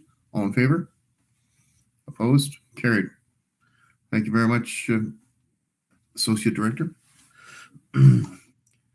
Number 5, memo from the Superintendent of Planning and Facilities, approved capital projects and future attendance boundary studies. Superintendent Val, welcome. Good evening, Mr. Chair.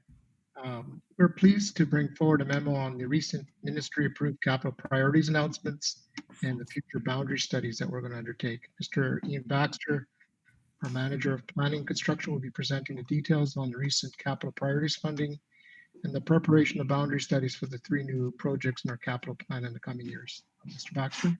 Thank you. Welcome, Mr. Baxter. Thank you, Miro, and good evening, everyone.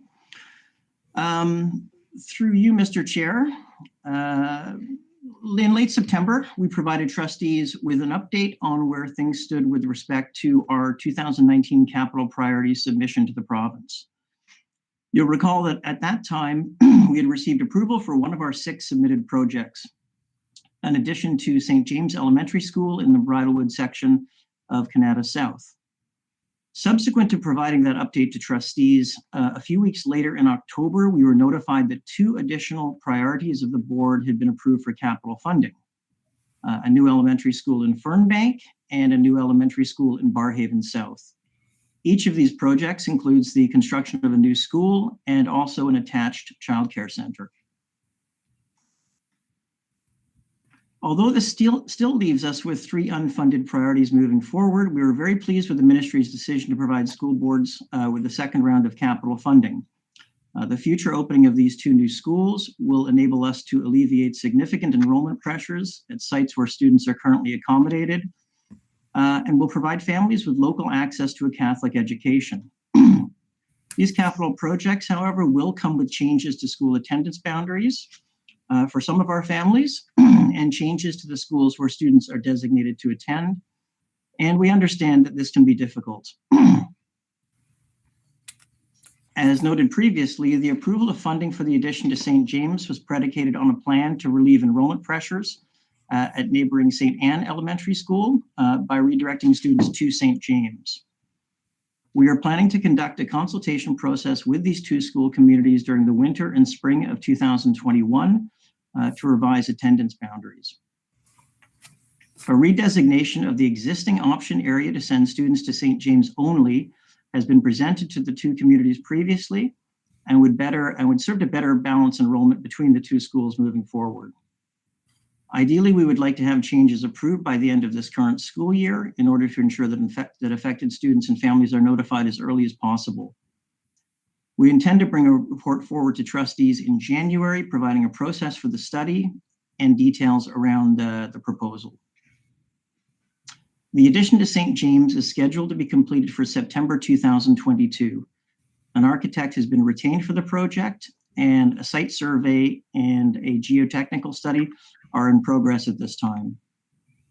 From a planning perspective, I think it is important to note that we anticipate that the addition to St. James and the accompanying boundary revision will result in long-term stability for elementary students and families in Bridlewood, and that no further accommodation changes are expected for the area.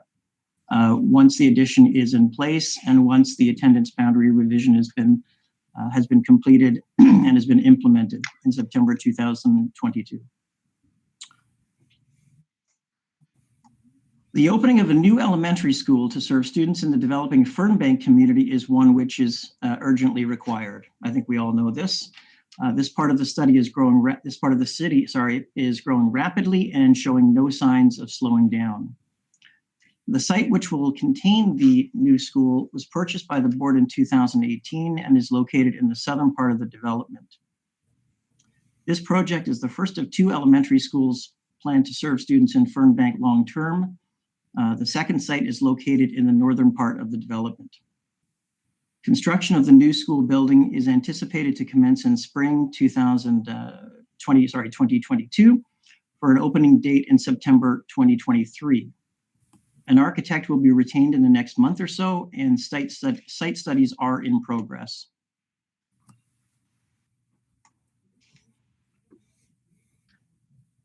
We expect that a consultation process to set the new school's attendance boundary would take place during the 2021-2022 school year. A majority of our elementary school students currently residing in Fernbank are accommodated at St. Martin de Porres in the Glencairn neighborhood of Canada South. Smaller portions of the development are directed to Holy Spirit and Guardian Angels, both in Stittsville. All 3 of these schools will be included in the future study. Similar to the elementary panel, secondary school students in Fernbank are currently directed to more than 1 high school. Most students are directed to Holy Trinity, with a portion residing west of Robert Grant Avenue directed to Sacred Heart. The secondary designation for students directed to the new Fernbank Elementary School will be determined as part of the study, and both of these secondary schools will be included in the process. The opening of a new elementary school in the Barrhaven South area will reduce existing and future enrollment pressures at the 2 schools that we have serving students currently, St. Benedict and St. Cecilia. It is the last elementary school that is planned to be required south of the Jock River. The board does have a future secondary school site located within the area. Although a site for the new school is not owned currently, we have a parcel of land reserved for the use of the board located east of Boris O'Kane Road and north of Cambrian Road. We intend to secure acquisition of a site for the new school as soon as is possible. All students attending the new Barrhaven South Elementary School would feed to St. Joseph High School for grades 7 to 12. Similar to Fernbank, we are expecting that a study to set the new elementary school's attendance boundary will take place during the 2021-2022 school year, well in advance of a planned opening date for the new school, again, of September 2023. Although we know there's a lot of work to be done over the next few years to get these new projects open and ready to welcome students, we're pleased that they have been recognized and will continue to work with the province to secure funding for those that have not been so far funded. If there are questions from trustees regarding the report, staff are here to answer them tonight. Trustee Armstrong. Thank you, Mr. Chair. First, I'd like to just thank Superintendent Vala for some of the updates over the last couple of weeks on some of the smaller projects in some of the schools in my zone. Much appreciated. Thank you. And just a question. What steps are we currently taking to secure ownership of the new Barrhaven South Elementary School site? Through you, Mr. Chair. So we have been in contact with the owners of the site, and are sort of commencing negotiations. There is some work on the approval side with the city right now. The draft plan of subdivision, which contains the school site, is currently being revised slightly, and those revisions would include our elementary school site. So we're in contact with the city. We're in contact with the owners of the site, and we still, I think we will be hopefully pursuing acquisition relatively soon, possibly within the next 6 to 8 months. And just through you, Mr. Chair, just a comment to Trustee Warren must be very happy. Is there any other question? Trustee Moore? Thank you very much. Through you, Mr. Chair. It's about the Fernbank School. And I know there's people doing a happy dance over there at St. Martin de Porres. But I just want to confirm, looking at the map, I'm not the world's best map reader, but there's existing subdivisions over by Hazeldean and Terry Fox. There's existing small townhouse subdivisions and single family home subdivision in there, but they're not going to be affected by this boundary change? Through you, Mr. Chair, I think I know the area that you're referring to. I think that area typically would be more aligned with Canada South. Okay. If it's the area that I think you're referring to. Yeah, in behind the Sobeys. That's right. Yeah. Okay. Thank you very much. Thank you. Any other, Trustee Curry? Thank you, Mr. Chair. Through you to Superintendent Vala or to Mr. Baxter.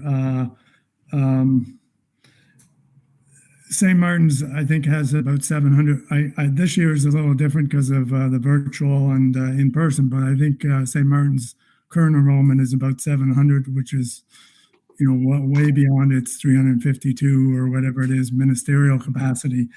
And I was just wondering, when we say it's going to open in 2023, September 2023, the new school, is that because we can't build it any faster, or because the money doesn't become available until a certain time? Is it because we don't get the capital funding until 2022, or is it because it takes that long to build it?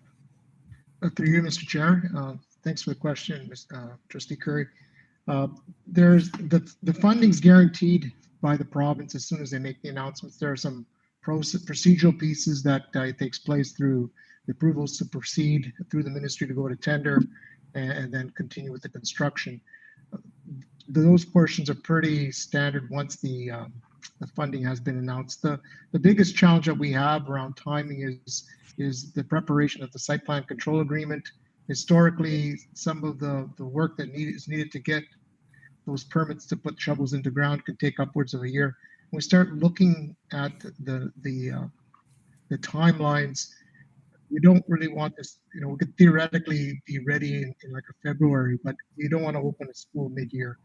And it doesn't make sense to open a school up in the winter because you do need the summer to finish off the site work. So in order to be completely ready, I think that's time. There is a bit of float. We do have a bit more time than we would need, but in order to, I think, maximize the value that we get with the money, there's certain times where it makes sense for us to go to tender, and I think that through the winter period is the best, rather than through the heat of the summer, where contractors aren't necessarily as competitive as you would find when there's a little bit of a lull in the construction work. So timing wise, it makes sense for us to go to tender in winter, which would start us in a construction in a late spring. So ultimately, we don't have enough time to have everything in place for this coming year. So that's why we've moved it a year ahead. Like if everything was ready, then typically a school could be open in 2 years from the moment we get the money, and the money does flow once it's approved or once it's granted by the ministry. Oh, thank you. Supplementary, Mr. Chair. Go ahead. I believe you, or I know you made a commitment before, and I haven't been by the site for a couple of weeks, but are we putting a sign up there, or have we put a sign up there proclaiming that it's going to be the site for a Catholic school in the community? So just to increase awareness. Through you, Mr. Chair, it certainly is our plan. We've spoken about it, getting it up in the community for both locations. We don't own the second property, but the one in Fernbank for sure, just because we want to make sure we have some form of a presence as our co-terminus board is going to be starting construction with their school a little bit ahead of us. So we certainly want to make sure that the community is aware of our intention and our activities there as well. Okay, thank you. Trustee Simpson? Through you, Mr. Chair, to Trustee Valla, are we concerned at all with cost overrides? My understanding is that lumber, for instance, is very expensive and hard to obtain during COVID, and that also is taking longer to obtain approvals. Just curious as to your comment on this. Through you, Mr. Chair, yes, it's very true that there are some real risks right now in the first year window right now. But I think by the time we get going, by then, with the recent announcements with the vaccination and protocols, I think that we'll be through the the supply chain shortages that we're going to be experiencing in the coming year. So there is that additional benefit of waiting till the following year to start. So because we're going to be in the following summer, basically 2 summers from now, we should be through most of this, and we expect that the supply chain side of things will be back to normal. Any other questions? Trustee Curry. Thank you, Mr. Chair, for letting me have another question. This would be to Superintendent Valla or to Mr. Baxter. A boundary study, do they all follow the same format and principles, or are they custom made for each situation? And I'm thinking of do we try to follow, say for attendance, try to follow ward boundaries or major roads, or are those basic principles, or are there basic principles to such a study, or is it each one sort of adjusted to fit the circumstances? I think through you, Mr. Chair, I think when you're setting an attendance boundary, whether it be for a new school, whether it be the creation of an optional area, you're always looking at very similar sort of elements. You're looking at student access. You're looking at logical neighborhood alignments. You're looking at the existing enrollment, future enrollment. You're looking at the facilities, the size of the facilities that you are working with. All of those sort of variables or elements play into will play into each of the studies and the sort of the decisions that are made around the setting of the attendance boundaries. Okay, thank you. Any other questions or comments? Thank you, gentlemen, for your presentation. Can I have a mover, please? Spencer, one there, Mr. Chair. Warren? I can't see him on my screen at all. So he's got his hand up. He's waving. I don't see his picture. I've got 18 pictures. Right here. Can you see me now? No. There we go. It popped up. You just have to talk to pop up. Through you, Mr. Chair. And maybe this is more of a question for Director D'Amico. As Barrhaven area grows and the city's considering adding a third ward now to that area, are we looking at the idea of the future of adding another zone to our board? Or because right now, I mean, obviously my school count is getting large for one trustee as it is already, plus we're rapidly increasing more if we put Finley Creek in there, plus Barrhaven with the new elementary schools, and it's just going to keep growing in that area. Have we considered looking at what the new zoning might look like for trustees in general, or adding an extra zone? Through you, Mr. Chair. Yes, the city has just released their final version of their review. They finished the second consultation, so we have received that version, and we are looking at that as a topic of discussion in terms of the alignments, and that will come up at our planning retreat.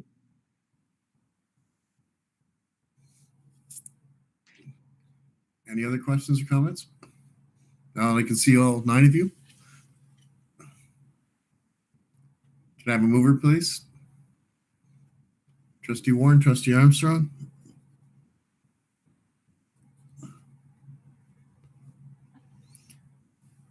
That the memorandum from the Superintendent of Planning and Facilities entitled Approved Capital Projects and Future Attendance Boundary Studies dated November 16th, 2020 be received. All in favor? Opposed? Carried. Memo from the Superintendent of Planning and Facilities Annual Energy Management Report 2019-2020. Superintendent Bella.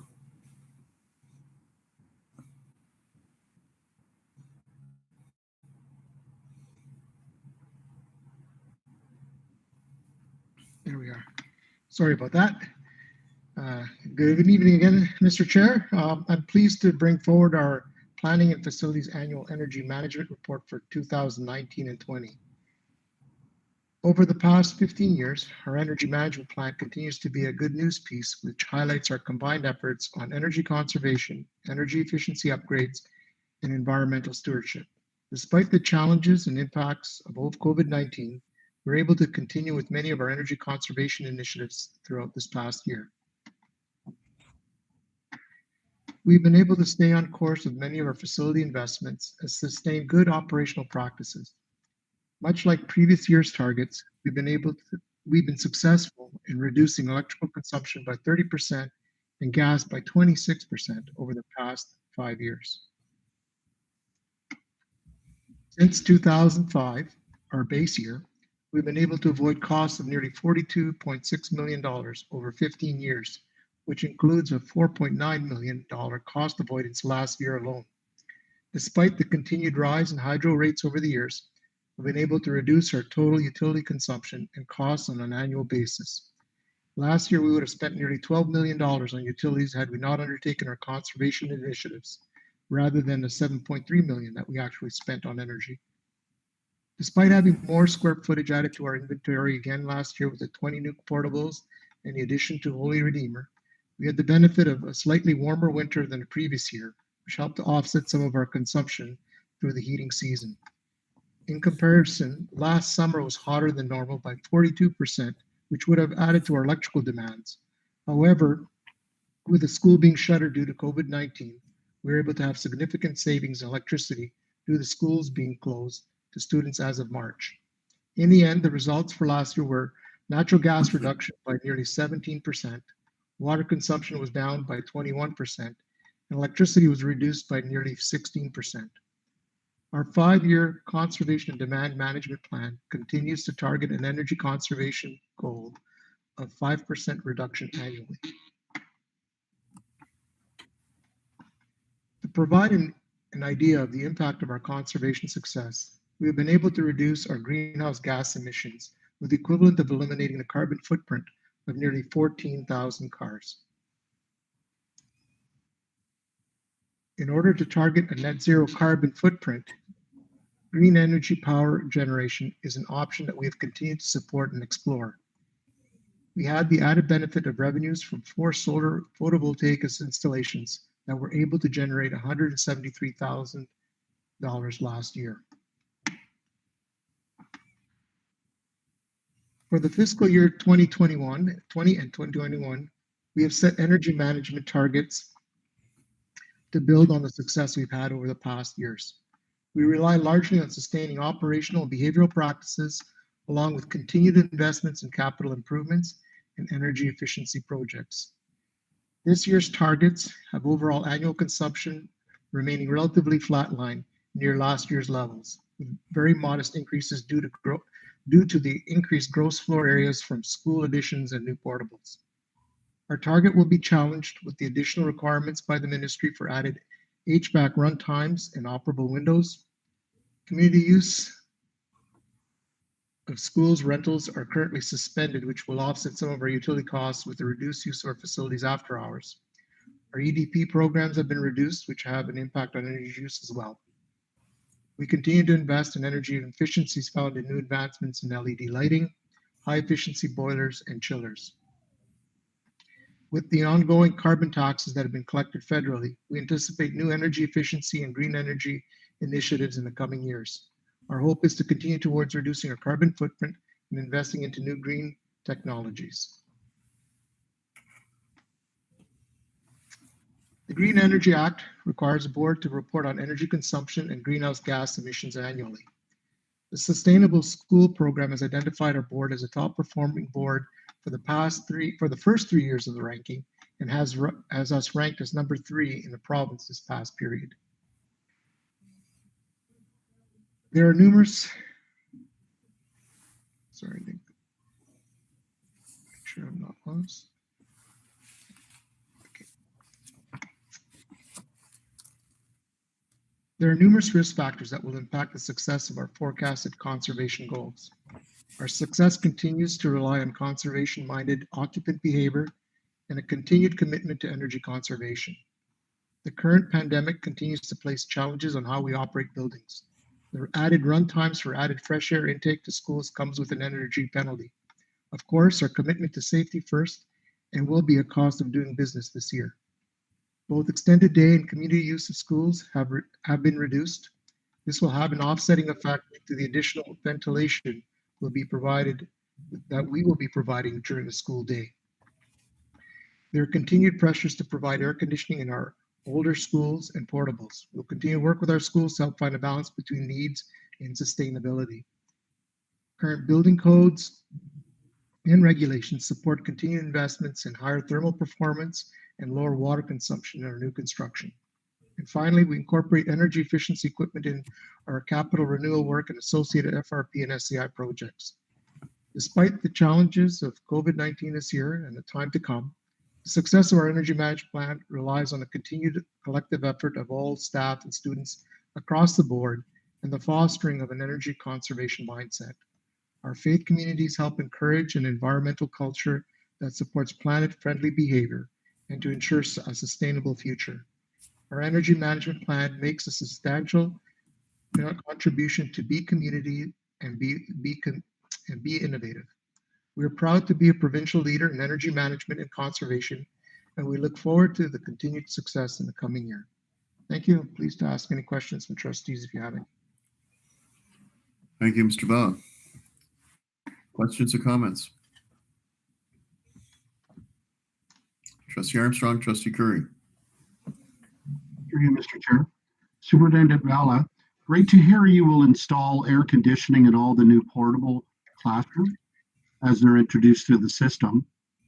What percentage of current portables are fitted with air conditioning to date?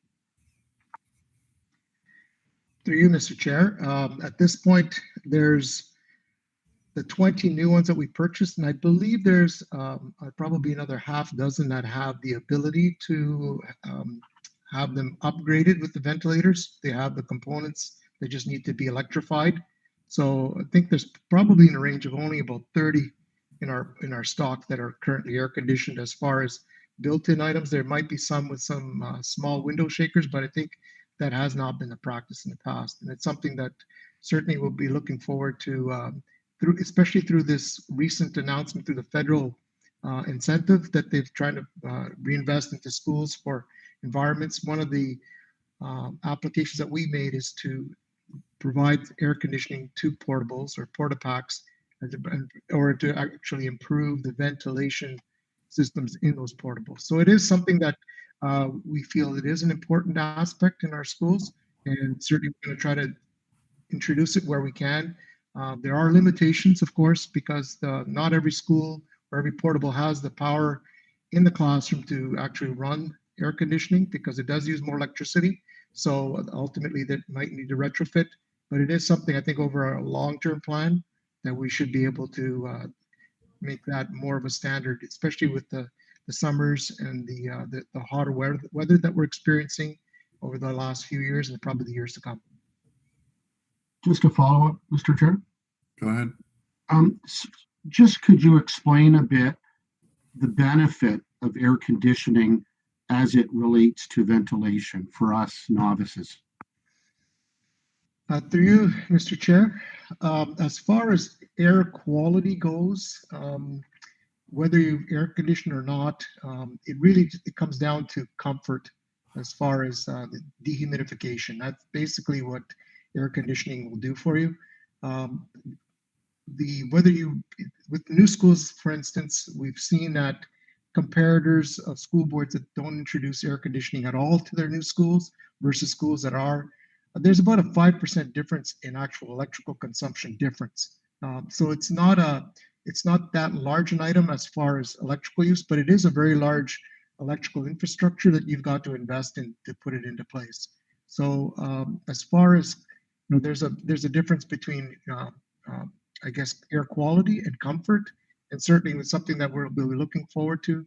In my previous experience, I've looked towards trying to introduce what they would consider tempered air, where you try to dehumidify but not create a condensation problem in your building envelope. And so at least you provide some form of relief in the schools.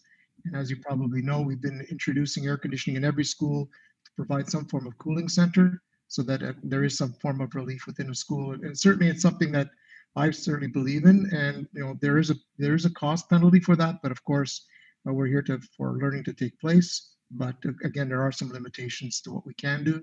But we will be looking at what's practical and what's. Thank you. Trustee Curry. Thank you, Mr. Chair. Through you to Superintendent Valla. First, it's great that we're going to air condition the new portables. I think that's great, and the more air condition, I guess it's because of climate change, but whatever reason, it's great to have as much air conditioning availability as we can, I think, for our students in those hot May and June and now September days. But I was just wondering, does the board, I know we generate some electricity but from our rooftops, but does the board make an effort to purchase green energy, or is it too expensive to purchase?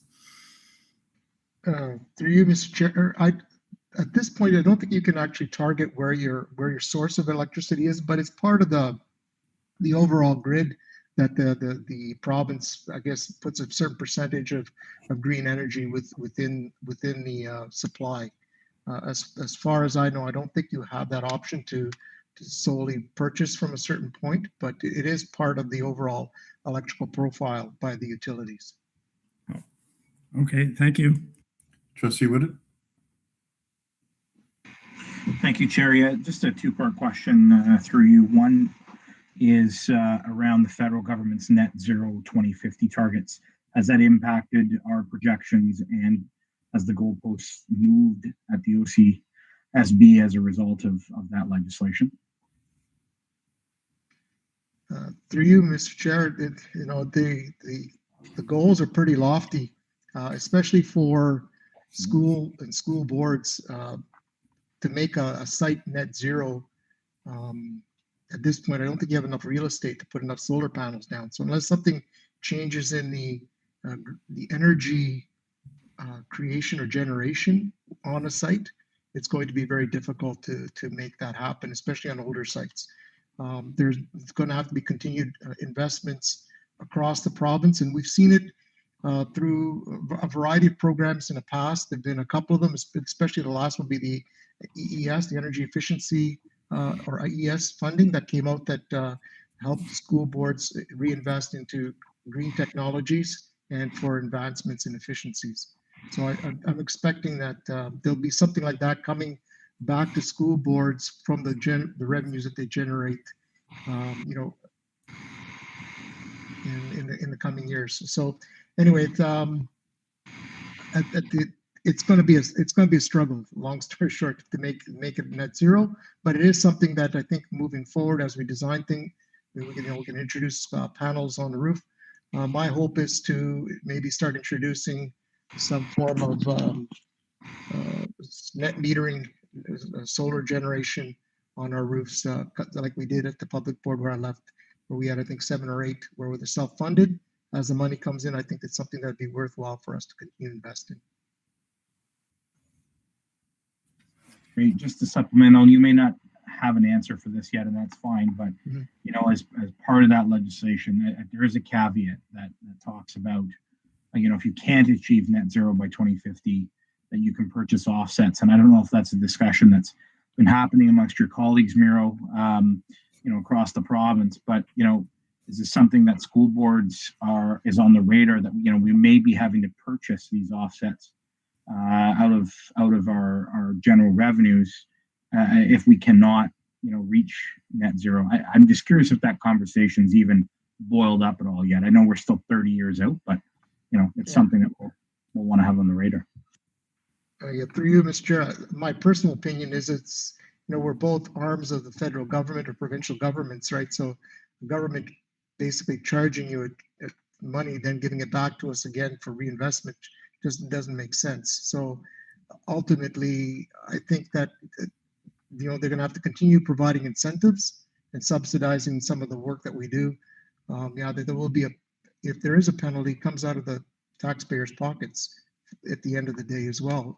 So I can't see how they can put school boards into, it is a goal that we work towards, but the reality of it, unless some sort of major technology comes into play where solar becomes far more efficient, it's going to be very difficult you can't make the buildings less energy intensive without major investments into building envelopes and generating electricity and power within a site. And I don't see that changing in the near future, but maybe over the long term.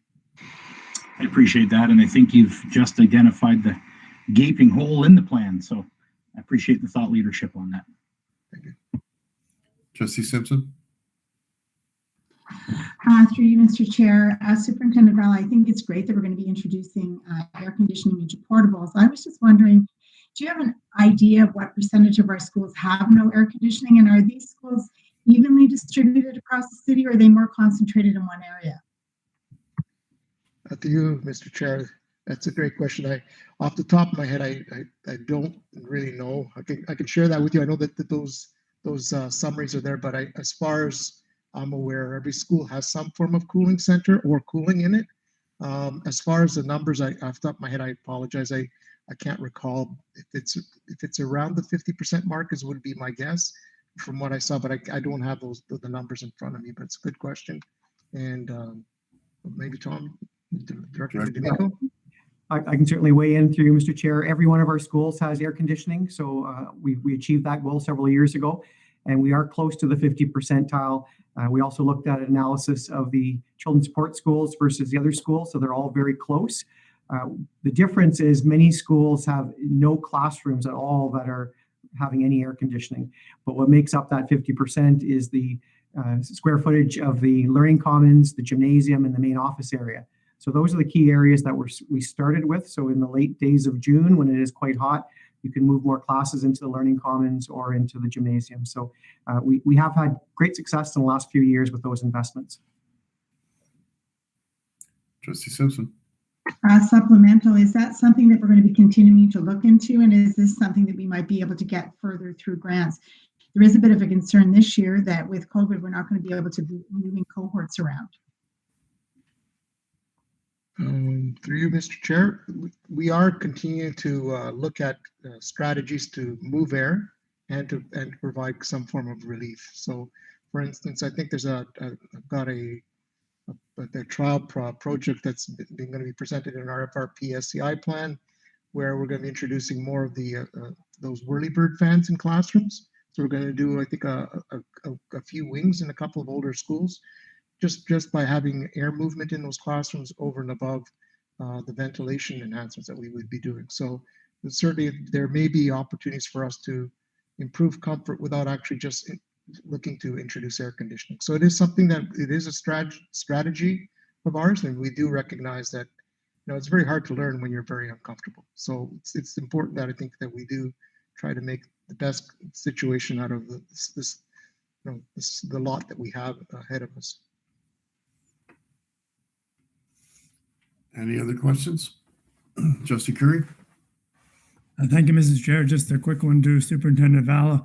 In your report, you mentioned there's 59 schools that are now on the Echo School program. I was just wondering if, from anecdotally or feedback, what is hindering the other schools to get involved in the program? Is there something we can do to encourage them or help them in getting on the program, or is there other reasons? Through you, Mr. Chair, the challenges is that you do need an entire school to buy into it. And it is a lot of work, especially I find that the high school programs are a little bit more difficult. With the elementary, it is easier to get the young kids to get on board. It seems that once they hit grade 9, the whole idea of recycling and some of that environmental piece isn't as cool as it was when you're 8 or 9 years old. So it is a bit of learning, a bit of change in culture among some of the older groups, and of course you also need an entire school to be engaged in it. It's more than just a designation; it's a way of doing things, dealing with mostly the recycling portion of it, and of course the occupant behaviors. But it is a big task. It can't be just given to a custodian to take care of it, to collect. It's a whole school. It's a matter of continuing to find champions within the schools to take it upon themselves, an extra duty for the teachers and the students to make that happen. Oops. Thank you. Any other questions or comments? Thank you very much, Mr. Vela, for your presentations. Can I have a mover for the motion, please? Trustee Moore, Trustee Simpson. That the memorandum from the Superintendent of Planning and Facilities entitled Annual Energy Management Report 2019-2020 dated November 16, 2020 be received. All in favor? Opposed? Carried. Item 7, memo from the Superintendent of Finance Administration re-audited consolidated financial statements for the year ended August 31st, 2020. Superintendent Shimmons, welcome. Thank you, Mr. Chair. As the PowerPoint gets presented by Superintendent Edwards, I'd just like to say that I'm pleased to provide the highlights of the draft audited consolidated financial statements for the year ended August 31st, 2020. And moving to slide 2, you will see that the goal that we always work for is a favorable independent auditor's report, which means that there are no qualifications on the financial statements. And you can see that by the auditor's report that says presents fairly in all material respects. The financial statements are compliant with both the ministry regulations as well as the board approved budget. And an interesting to note is that the overall enrollment included in the final year-end financial statements was an increase of 536 that helps contribute towards the overall surplus. Turning to slide 3, that's what I will spend a minute on presenting is the overall surplus. And I see that our PowerPoint is not projecting in the same way as when we open it up, but we'll make our best as we walk through. So the overall accumulated surplus for compliance purposes in the year is an increase of $7.6 million. And the breakdown is provided for you, included in the PowerPoint. The first breakdown is the unappropriated accumulated surplus. And that is the items that are not committed for specific purposes. So the carry forward from prior years in 2019 was $16.3 million.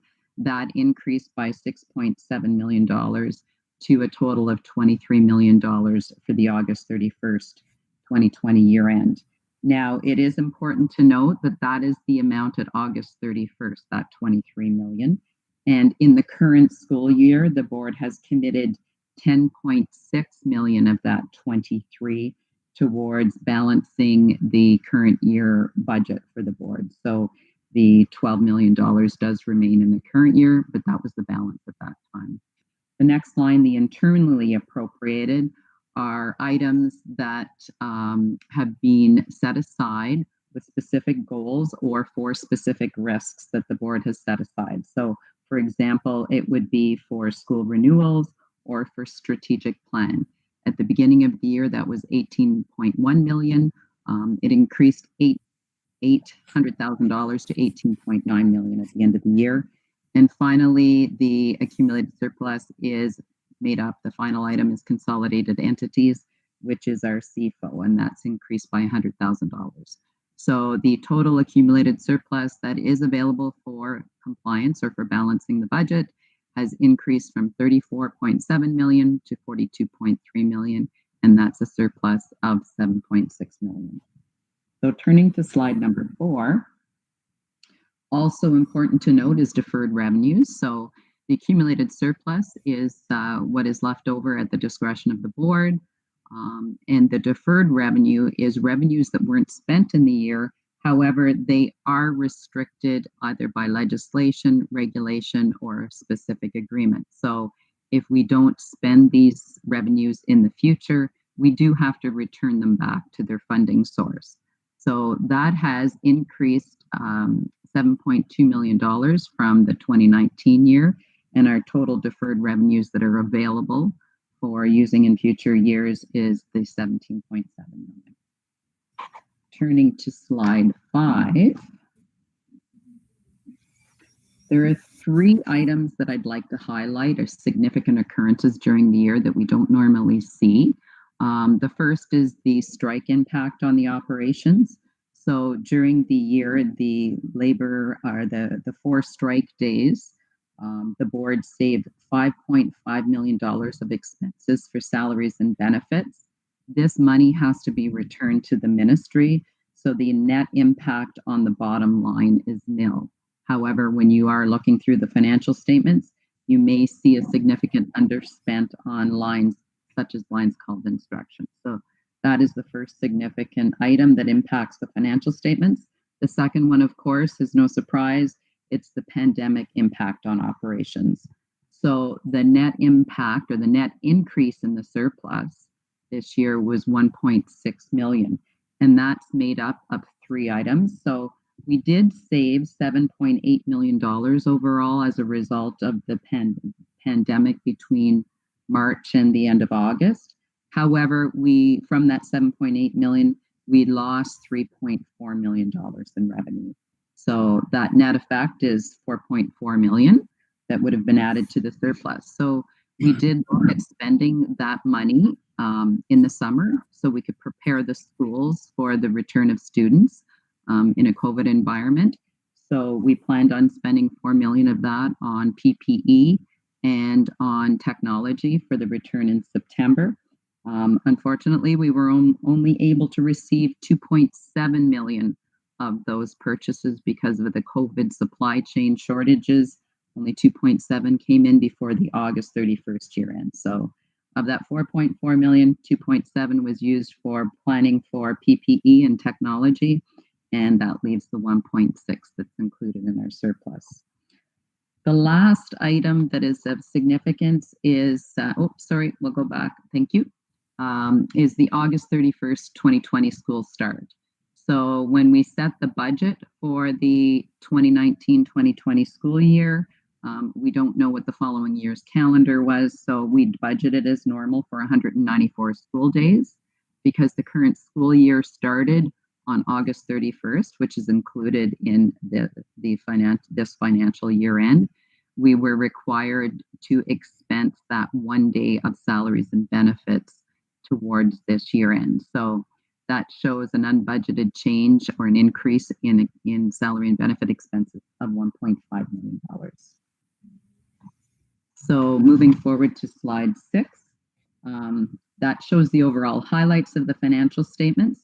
Obviously, that was just the highlights, but further detail was provided within the Audit Committee, who met on November 17th and were represented by 3 trustees from the board, as well as 2 external members who did review those financial statements. And the Audit Committee is recommending to the board the approval of these draft annual audited consolidated financial statements, following which once the board approves, the auditors will remove the draft from the statements and issue the final statements, and the board will post those for the public to see on the board's website. So that completes my presentation. I'd be happy to take any questions. Thank you very much. Any questions or comments? Trustee Coburn, then Trustee Curry. Yeah, mine is a comment. I would just like to thank Lisa and her team at the OCSB for yet another excellent financial year. Although finance leads the charge, I know that all employees and all superintendents are involved in these positive financial results, but certainly Lisa, in a year of challenges, like so many other areas within the board, has delivered. And so once we've gone through questions, Mr. Chair, I would like to move acceptance of these audited financial statements. Thank you. Trustee Curry. Thank you, Mr. Chair.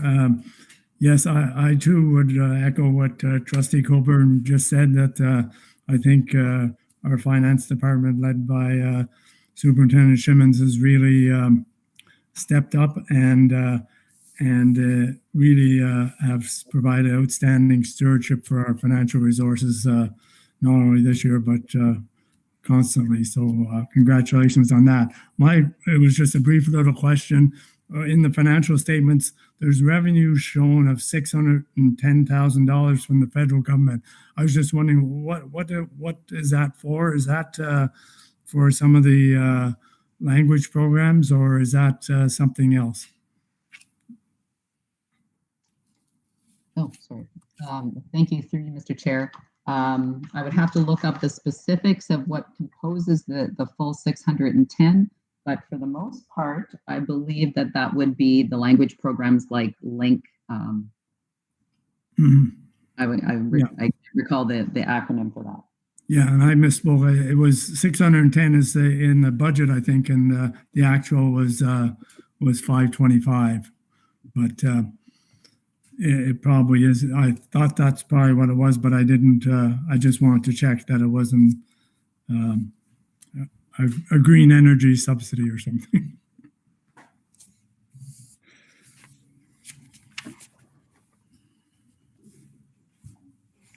Is there any other questions?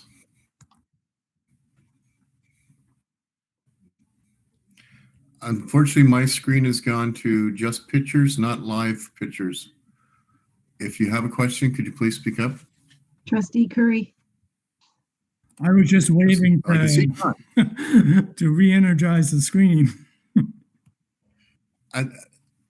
John, sorry, Trustee Curry is the only one I can see. Everybody else is a static picture.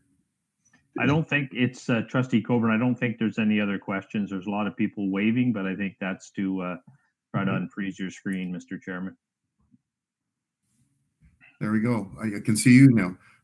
Can I have a seconder for the motion, please? Please speak up. I'll second it, Joanne McEwen. Thank you. If there's no further questions, moved by trustee Colburn, second by trustee McEwen, that the Ottawa Catholic School Board consolidated financial statements for the year ended August 31st, 2020, as audited and reported by Deloitte LLP be approved. All in favor? No, signify by saying no. I can see trustee McEwen now. Here we go. Opposed? Carried. Thank you very much, Superintendent Shimmons, and trustee Curry took my whole thunder away from me. So echo my sentiments. Great job. Thank you very much. There's no new business, no notice of motions. Can I have a mover for the confirmation of the action report, please? And you'll have to speak up. Trustee McEwen, I can see you, so wave. Okay. Sure. Seconder? Trustee Curry?